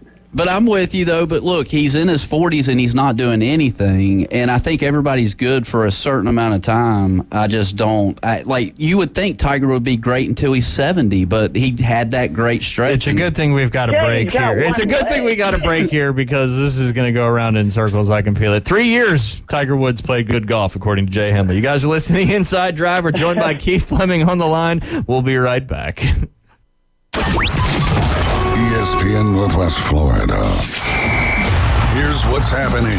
What's up? This is David Hayes from the Afternoon Underdogs, and I would appreciate your nomination in the Best of Bay 2024. I'm running on a platform eliminating boring radio and bringing more exciting sports talk to Bay County. To nominate the Afternoon Underdogs in the category of Best Radio Show in Bay County, go to ESPNPC.com and click Best of Bay.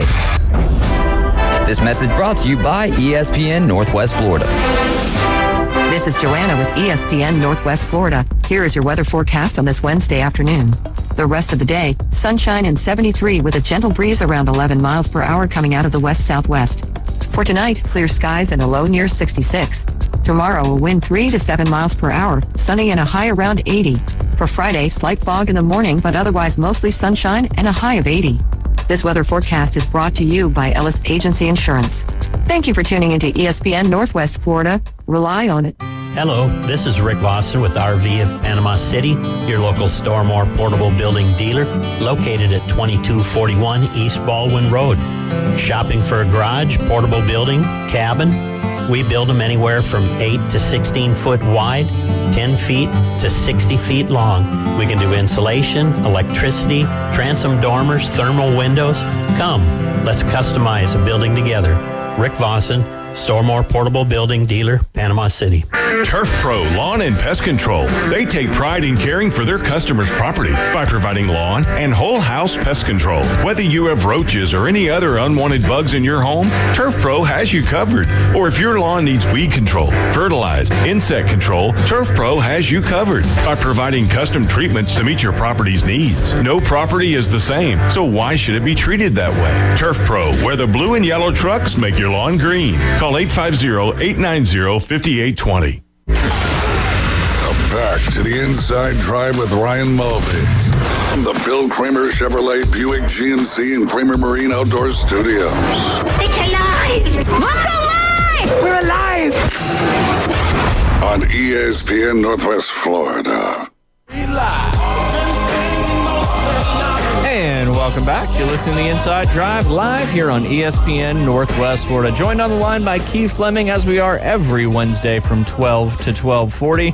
For the record, Jay Henley, Elin put the 9-iron through the back of the SUV in 2009. That's when it went downhill. That's when the stretch really started to stop. Yeah. Right after he won the U.S. Open there on the torn ACL and the broken tibia or fibia. I don't know which one it was. But Keith can enlighten us on that. But just wanted to make sure we're all on the same page. It wasn't just a 3-year stretch. It was basically from 97 to, let's call it 08, 09.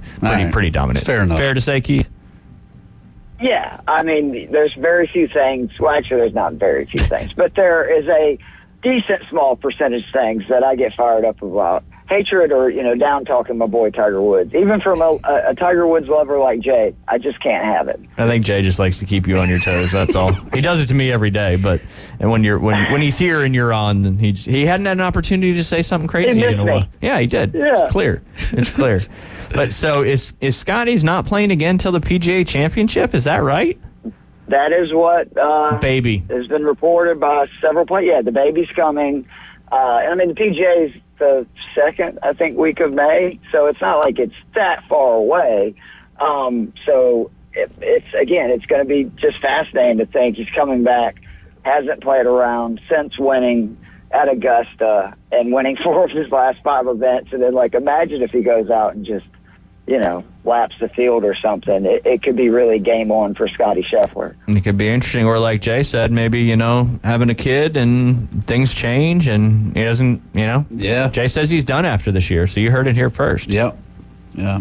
I like it. It's a bold prediction. I don't know if it's any bolder than saying Michael Penix will go number 1 overall. So tomorrow night, but both equally as bold. Come here for Jay. That's it. Yeah, that's it. He makes the inside drive. There's no doubt about it. And speaking of the NFL draft, I know you want to dive into that just a little bit as we're on the eve of a very anticipated first round draft tomorrow night.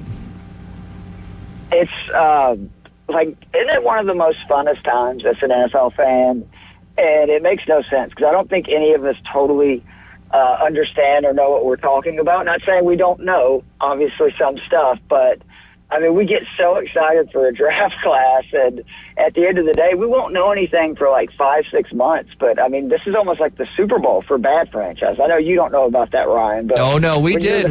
We drafted Trey. We traded up to draft for Trey Lance, and so I although we've had some recent success, we still haven't won the big one anytime since 1994-5 season. So I can certainly feel it. But yeah, no, it's a big one coming up.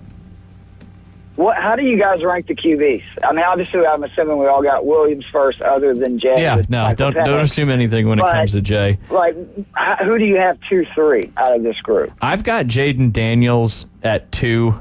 And then I'm torn between Michael Penix and Drake May at number 3. And the reason I put Jalen Daniels at 2 is I just think his experience playing at LSU in the competition he played in, not that the ACC in North Carolina wasn't the same, but I think Jaden Daniels is. It's not the same. That's not a hot take, Ryan. Yeah, no, but I just think Jaden Daniels is more NFL ready at the moment. They're both fantastic quarterbacks, but I think Jaden Daniels makes an impact quicker than Drake May does, in my opinion. Jay, obviously you have Michael Penix number 1. Who you got number 2 and 3? I haven't done my homework. I don't know.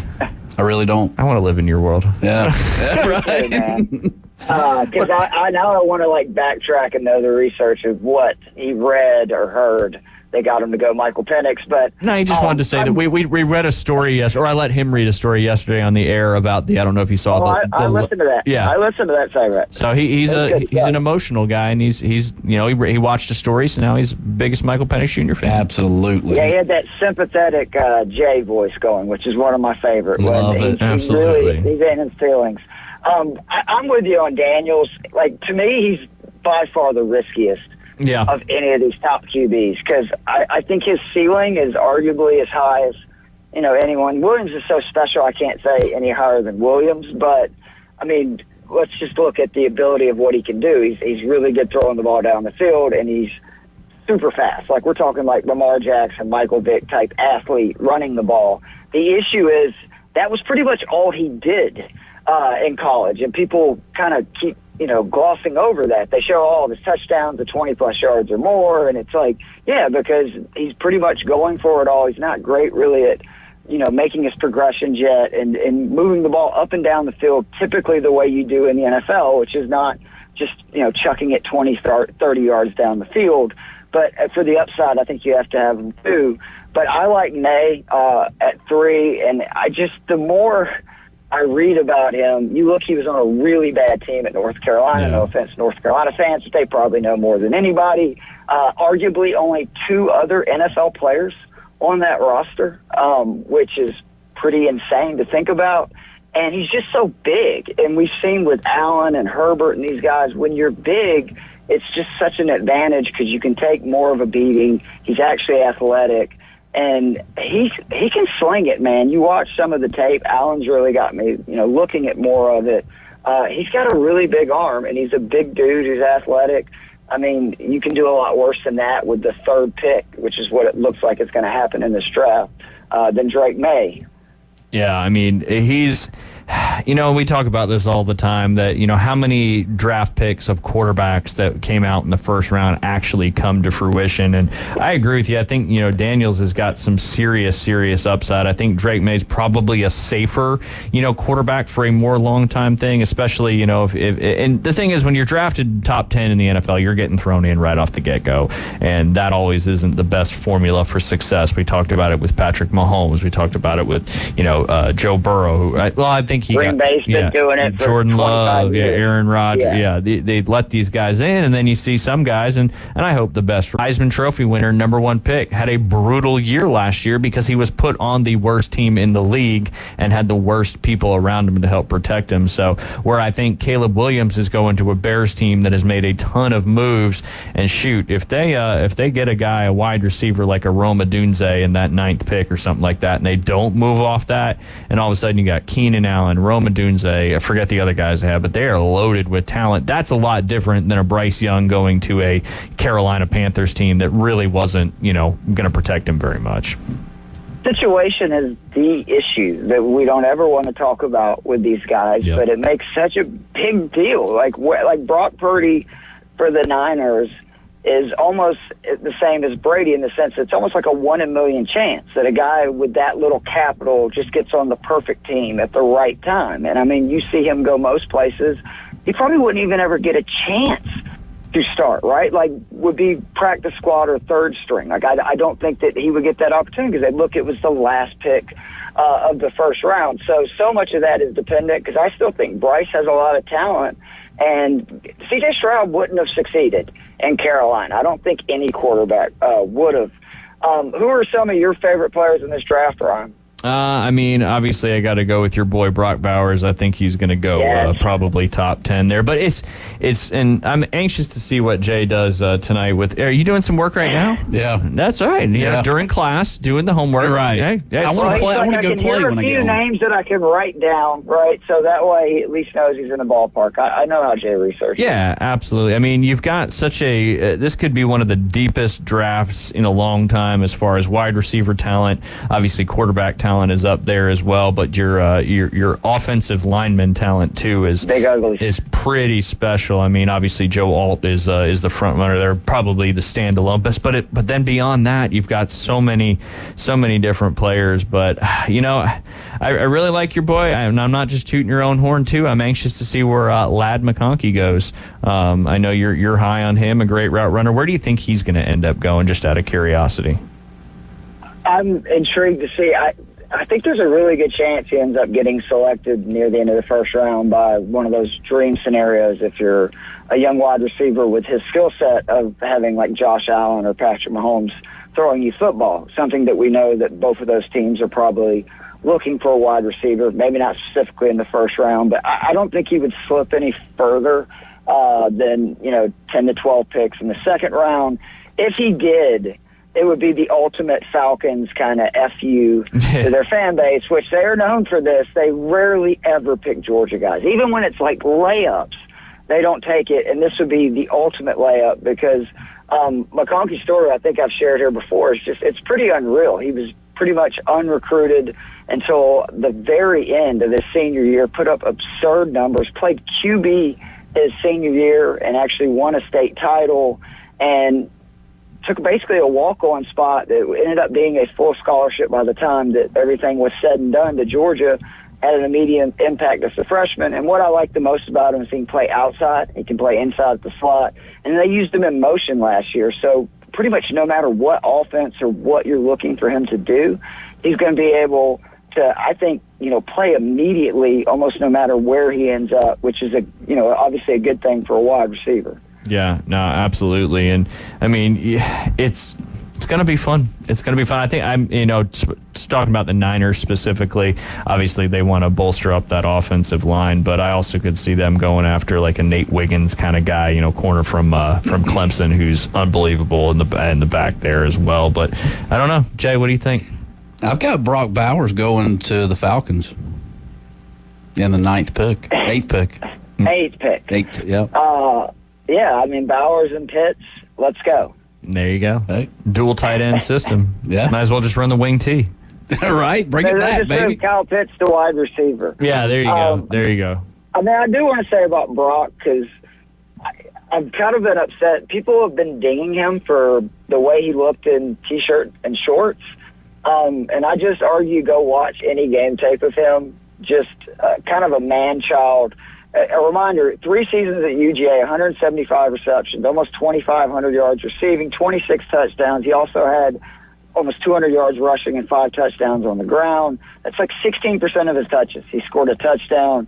He just turned 21. So he was a true freshman, 18 years old, led the UGA national championship team in receptions, receiving yards, and touchdowns. That team included Jermaine Burton, going to get drafted in this draft, Darnell Washington, second-round pick, George Pickens, second-round pick, A.D. Mitchell and James Cook, plus Ladd McConkey. Bowers is that guy, and I think because he was injured at the end of last season, we kind of forgot it. But, Ryan, you can tell from the Auburn game this year what happens when an offense is just like, all right, we're just going to go to Bowers, try to stop him. Yeah, no, absolutely. Obviously, NFL a little different level there, but he's built like all these other highly successful NFL tight ends, and if he gets into the blocking schemes a little bit as well, he can certainly help out on that side very much as well there. But who do you think, Keith? I'll ask you this while I got you on the phone. Got about 5 minutes left. What do you think? Who goes the first running back in the draft? Who do you think that is? I mean, it probably should be Brooks from Texas.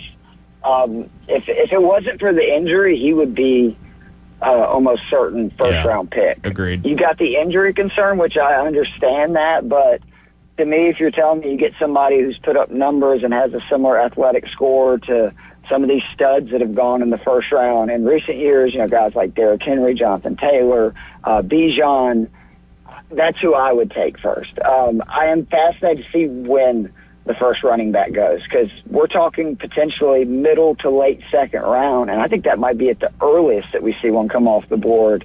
It's, again, just becoming not a very valuable position in the NFL, and it's sad for people that have been watching football forever like us. All right, Keith, I'm asking you another question. Who are you going to rant about the Falcons picking in the draft this year? Last year, we know famously it was Bijan Robinson in that first round, top 10 pick there. You just made me think of it when you mentioned the running backs, maybe not even going until halfway through the second round. If the Falcons take X, who is it going to be, or who are you ranting about, if you got that off the top of your head? Any wide receiver. I don't care who it is. We cannot go 4 straight years taking a top 8 pick and going tight end, wide receiver, running back, wide receiver. I mean, it's just, games are still won in the trenches. I don't know a lot. Absolutely. I know that much. The other, if we take a corner at 8, because it looks like we're going to have not only the first pass rusher selection at number 8, but potentially the first defensive player selected. So if we have several guys we like at pass rusher or corner, I'd rather us trade back, get a few picks. But if it's Dallas Turner, if it's LeFou from UCLA, even Burst from Florida State, I don't hate if we trade down, but I just want us to get a pass rusher. And if not, my thing again is, you talked about it, the offensive line class is really deep, and we could probably trade back, potentially even pick up a first-round pick, and then take a really good guard, center, or tackle out of this class, because there's legit probably 8 of the top 35 guys in this class are on the offensive line. Yeah, no, absolutely. It's going to be a fun draft coming up, and I can't wait to hear Jay's mock tomorrow. All right, Keith, we've got about 2 minutes left. Anything you want to mention here briefly about the Zurich Classic coming up over there in New Orleans? Shoot your shot. Again, I apologize for not doing the content. It's a little different ballgame, yeah. It's just, I can't do anything half in. I think you guys know that I'm going to put time and dedicate this and that to at least, hopefully giving good plays. Can't guarantee that, but at least doing the research to where I feel confident these are smart plays, etc.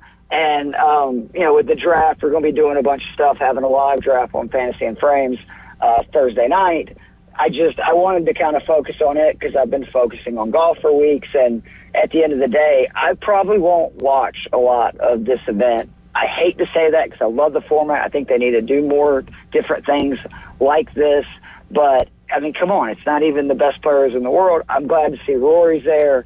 It wasn't the time for me, but just think about it. They're playing scramble and best ball, so you want guys that obviously make a ton of birdies.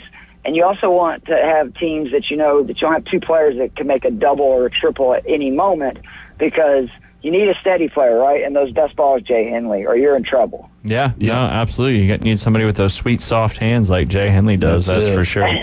Well, Keith, we appreciate your time as always. Let everybody know real quick where they can follow. You're all over the place now when it comes to podcasts and sports and Fantasy Six Pack and Fantasy and Frames. You're talking wrestling. You're talking NFL draft. You're talking golf. You're talking everything. Where can they go find all that? I love to talk. I don't know if you guys We didn't noticed know. that, but No. Say what? You can follow me on Twitter /the X at Keith Fleming. That's KEITHFLEMMING. Post a lot of content both on Fantasy and Frames and Fantasy Six Pack. Both great sites. You should follow them on YouTube. They both have websites. They're cool. Check them out. And then we did start a wrestling podcast called Inside the Squared Circle. It was a great week for wrestling, including one of the greatest matches I've ever seen between Bryan Danielson and Will Ospreay. So it's a great time to be a wrestling fan. We just basically nerd out and talk about what is going on in the world of wrestling. There you go. There you go. And Jay Henley may be getting in the ring here at the ESPN Northwest Florida Presents Wrestling Against Cancer #9 coming up on Saturday. I need to know because, I might have to figure out a way to get down there if Jay Henley's going in the ring. He's so ambiguous about whether he's coming or whatever he's doing. He keeps everybody on the toes, that's for sure. Well, Keith, we appreciate your time as always and look forward to chatting about the draft with you, which gets underway tomorrow night. All right, Ryan, David, Jay, hope you all have great days, boys. Later, Keith. You have a great day, too. You too. That's Keith Fleming. You can follow him on X at Keith Fleming, 2 M's in Fleming. You're listening to The Inside Drive. We'll be back with our final segment on this beautiful Wednesday. ESPN Northwest Florida presents Wrestling Against Cancer, #9. Saturday, April 27th at Bay Haven Charter Academy. In the main event, it's a tag team showdown with Exodus versus Mike Steele and Mr. 850. Then, Kelly Mann and Kelly Clark in the Wrestling Against Cancer Championship bout. Plus, exciting women's wrestling. Doors open at 5:30. Bell time 6:30. More information, ESPNPC.com. Attention homeowners, are you dreaming of a backyard oasis? Look no further than S&R Fencing, your go-to destination for quality outdoor transformations. At S&R, they specialize in crafting custom fences, decks, retainer walls, and all exterior construction that not only enhances the beauty of your home, but also stands the test of time. Their experienced team takes pride in delivering top-notch craftsmanship with a personal touch. S&R Fencing, locally owned, licensed, and insured, and a member of the BBB. Signworks, a business serving businesses since 1985. Everything from signs and banners, vehicles and boats, magnetic and real estate signs, contractor signs, and much more. Signworks can do large format, full color printing too. Signworks, a real professional in the business world. Call Signworks at 785-8899. Signworks, 850-785-8899. At Progressive, we know money can't buy happiness.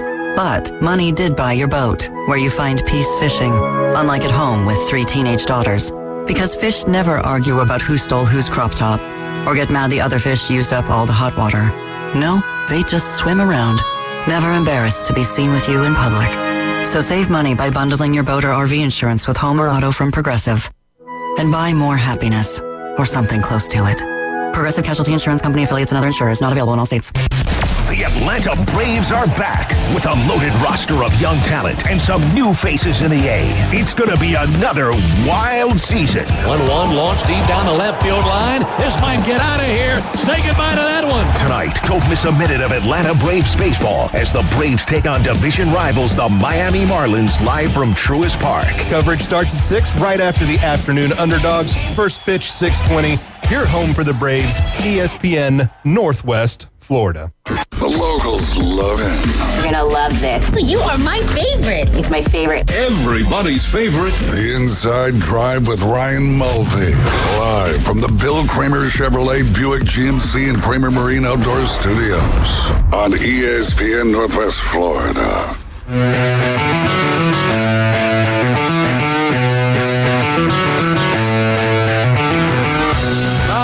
At It's our last segment here on this beautiful Wednesday afternoon. You're listening to the Inside Drive live here on ESPN Northwest Florida.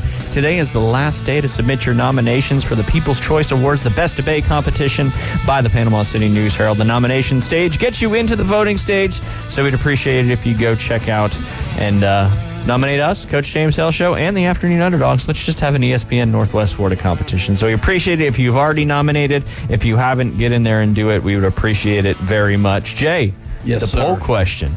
One of the categories has not been voted on. Oh. We've got 1 to 3, 4 to 7, 8 to 11, and 12 plus. Which one of those did not get voted 12 on? plus. Oh, somebody's in there. We got 33% split. Who done it? Yeah. Who said they could go 12 plus days? I want to know those people, and we want to have a competition. Yeah, no 12 doubt. plus. I mean, might as well sign up for Naked and Afraid at that point. Right, you got that right. Yikes. 12 plus. Because being in the South American jungle on the river with piranhas isn't scary enough. Might as well do it without clothes on. I think I got 12 plus hours in me, maybe. Right. 8 to 11. How about 8 to 11? No, that was the one. Nobody said 8 to 11. Apparently that threshold was 7, and then there's one person that's like, yeah, you know what? I can go 12 plus. Why not? I like it, though. Probably have to start eating my arm at some point.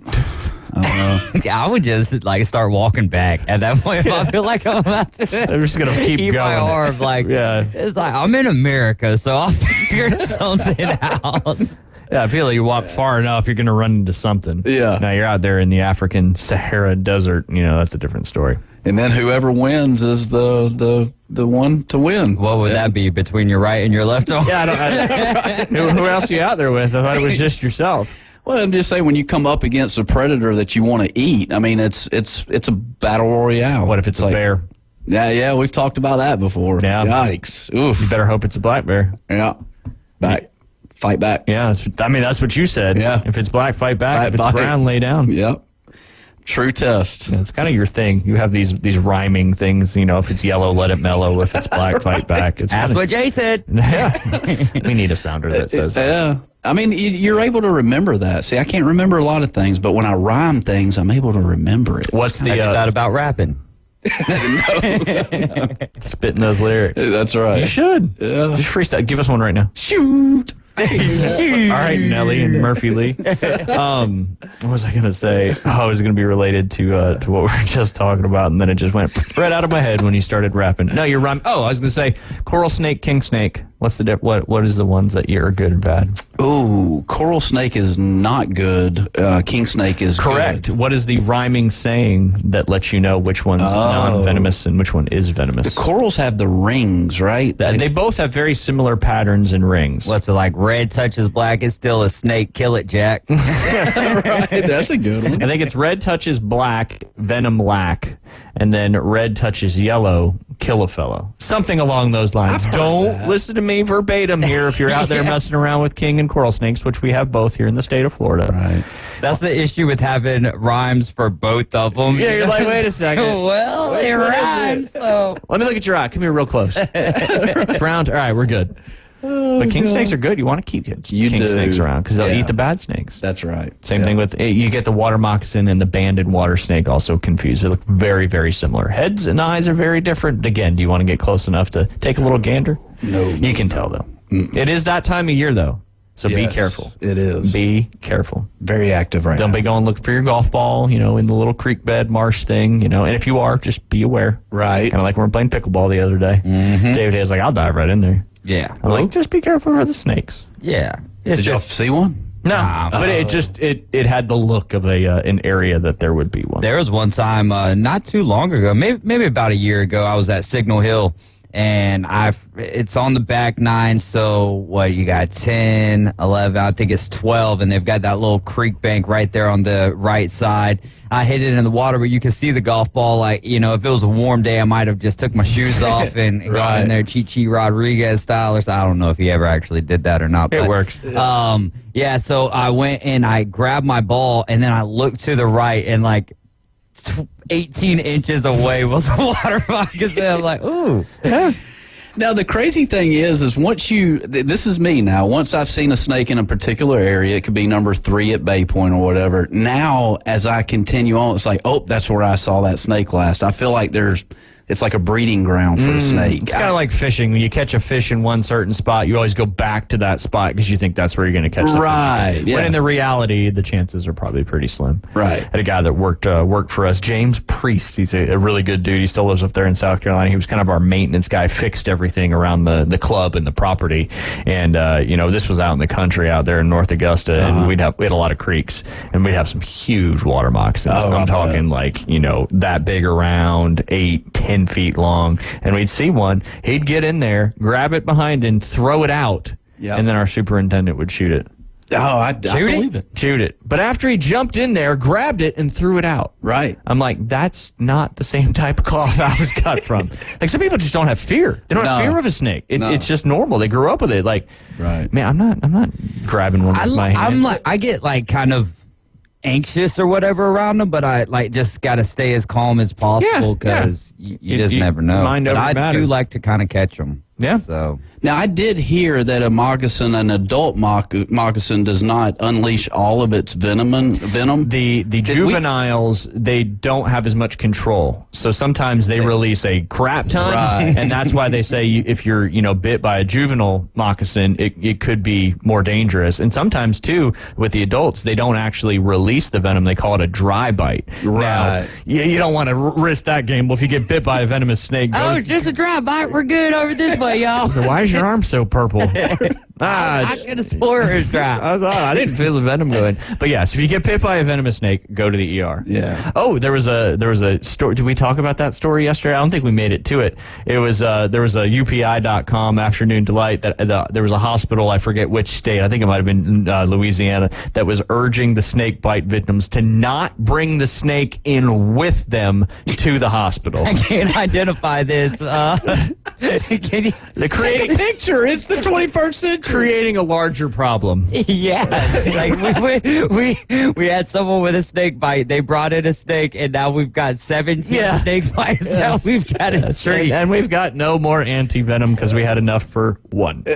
That's fair. Wendy just called in. She said if she hits, Wendy said that if they hit a golf ball near an alligator, they can have all the golf balls in their bag. Yeah.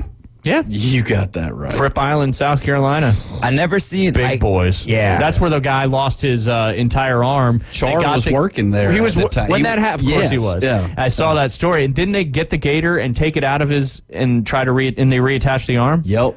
Chubba love.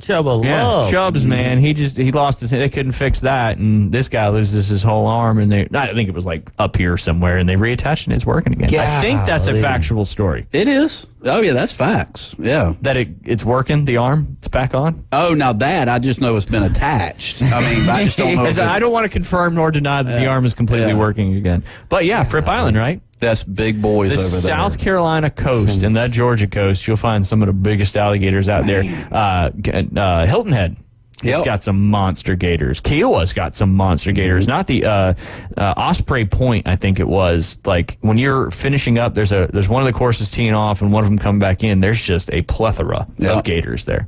Typically harmless for the most part, but you don't want to run after one. But do you think they like the guys who go in the ponds and get the golf balls get a little bit more for those golf balls? I would think so. Up here we really don't have a large population of alligators. But, if you're diving those ponds for balls at Kiowa or Fripp or, even down there St. Simons and stuff like that, yeah. I mean, because you could just most of those ponds are pretty tough to see, too. You're just using, a lot of them now use the rollers that go like the driving range things. Yeah. They use those attached to two things and they go through the bottom of the pond with that. But I would hope they'd get a little more action out of that. I knew a guy that actually moved back up to the Northeast, somewhere up in your neck of the woods in New Jersey. He was a golf pro, but he grew up in Vero Beach, Florida. Okay. He came to me one day and said, Jay, I can call these gators to the bank. And I said, man, you're crazy. And he would call them to the bank. He would go, Like that? That was good. Yeah. And they would turn their head and start swimming. Dude, I was freaking Well, out. they probably thought he was feeding him. They probably fed him a couple times, and all it takes with animals like that is, you give them food one time, they're coming back. Yeah. But hey, maybe he had the same communication there as the gators. That's why they have at all these state parks. Make sure you feed the animals, Yeah, especially the dangerous ones. That's what people want. That's right. That's the people in Disney. That's for sure. Oh, goodness. That's good. I was going to talk about the odds of making it to going pro from high school, but I like talking about alligators. Right, me too. Short arms. Yeah. Short arms. How would you tell an alligator to hit a golf ball? Man, use your tail. Yeah. Right? Yeah, there you go. That's Absolutely. a good one. I didn't think about that. Well, typically you don't see a lot of them out there playing golf. True. Rhythm and balance. What's that commercial? Who is it that hits the ball and then like the alligator? I think it's Ricky Fowler, and then the gator, the ball lands in the pond or whatever, and then Ricky Fowler. The gator yeah. I know what you're spits talking it out about. of his mouth and it goes in the hole. Yeah. I think it's like an IBM commercial. That would count. That was during the Masters. That's rub of the green. Yeah, it was. Yeah. It was. Yeah, that would count. Same thing if a bird picked up your ball and dropped it in the hole. It would count. Rub of the green. I haven't heard that term in forever. Let's dive into it for the ignorance like myself. Yeah, what is that? I can't remember what it is. It's just a term for rub of the green means if it happens, it happens. That's just the rub of the green. Oh. You end up in a situation that the rules don't help you out or penalize you. It's kind of rub of the green. It is what it is. It is so what it is. if I were to just leave my golf club, let's say, I'm putting and I putt over the green, and it goes off, it goes into a bunker, and I drop my putter by the hole, and then I chip out of the sand, or punch it out of the sand, and it hits my putter and goes into the hole. Well, is that the rub of the green? No, because there's a rule that defines if you hit your own equipment or your player's equipment as well. Which one gives you a penalty? Your own equipment or your player's equipment or your opponent's equipment? So I would need to. Yeah, you need get the Gators up there. That's it. You got to call them. You got to call them. We got to get them on the show. I would love to reconnect with him. That would be good. Rub of the green, through the green, some of those in the definitions section there of the rule book. But if an eagle, alligator, whatever picks your ball up and then drops it in the hazard, rub of the green. That's a rub of the green. Yeah. Sorry, friends. Something new. It's like hello, friends, but sorry, friends. Yeah, sorry, friends. What's through the green mean, Jay? Through the green. Lift, clean, and place through the green. Through the green.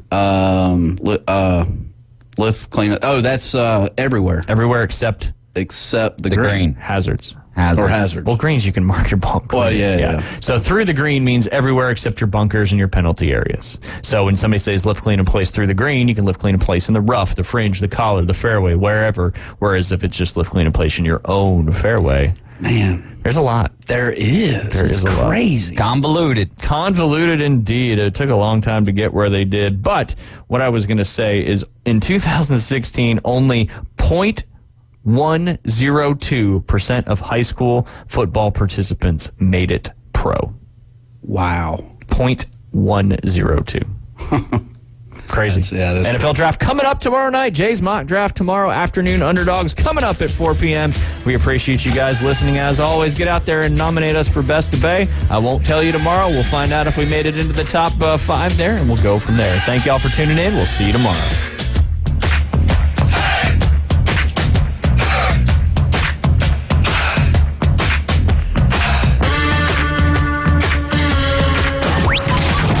ESPN Northwest Florida. Here's what's happening.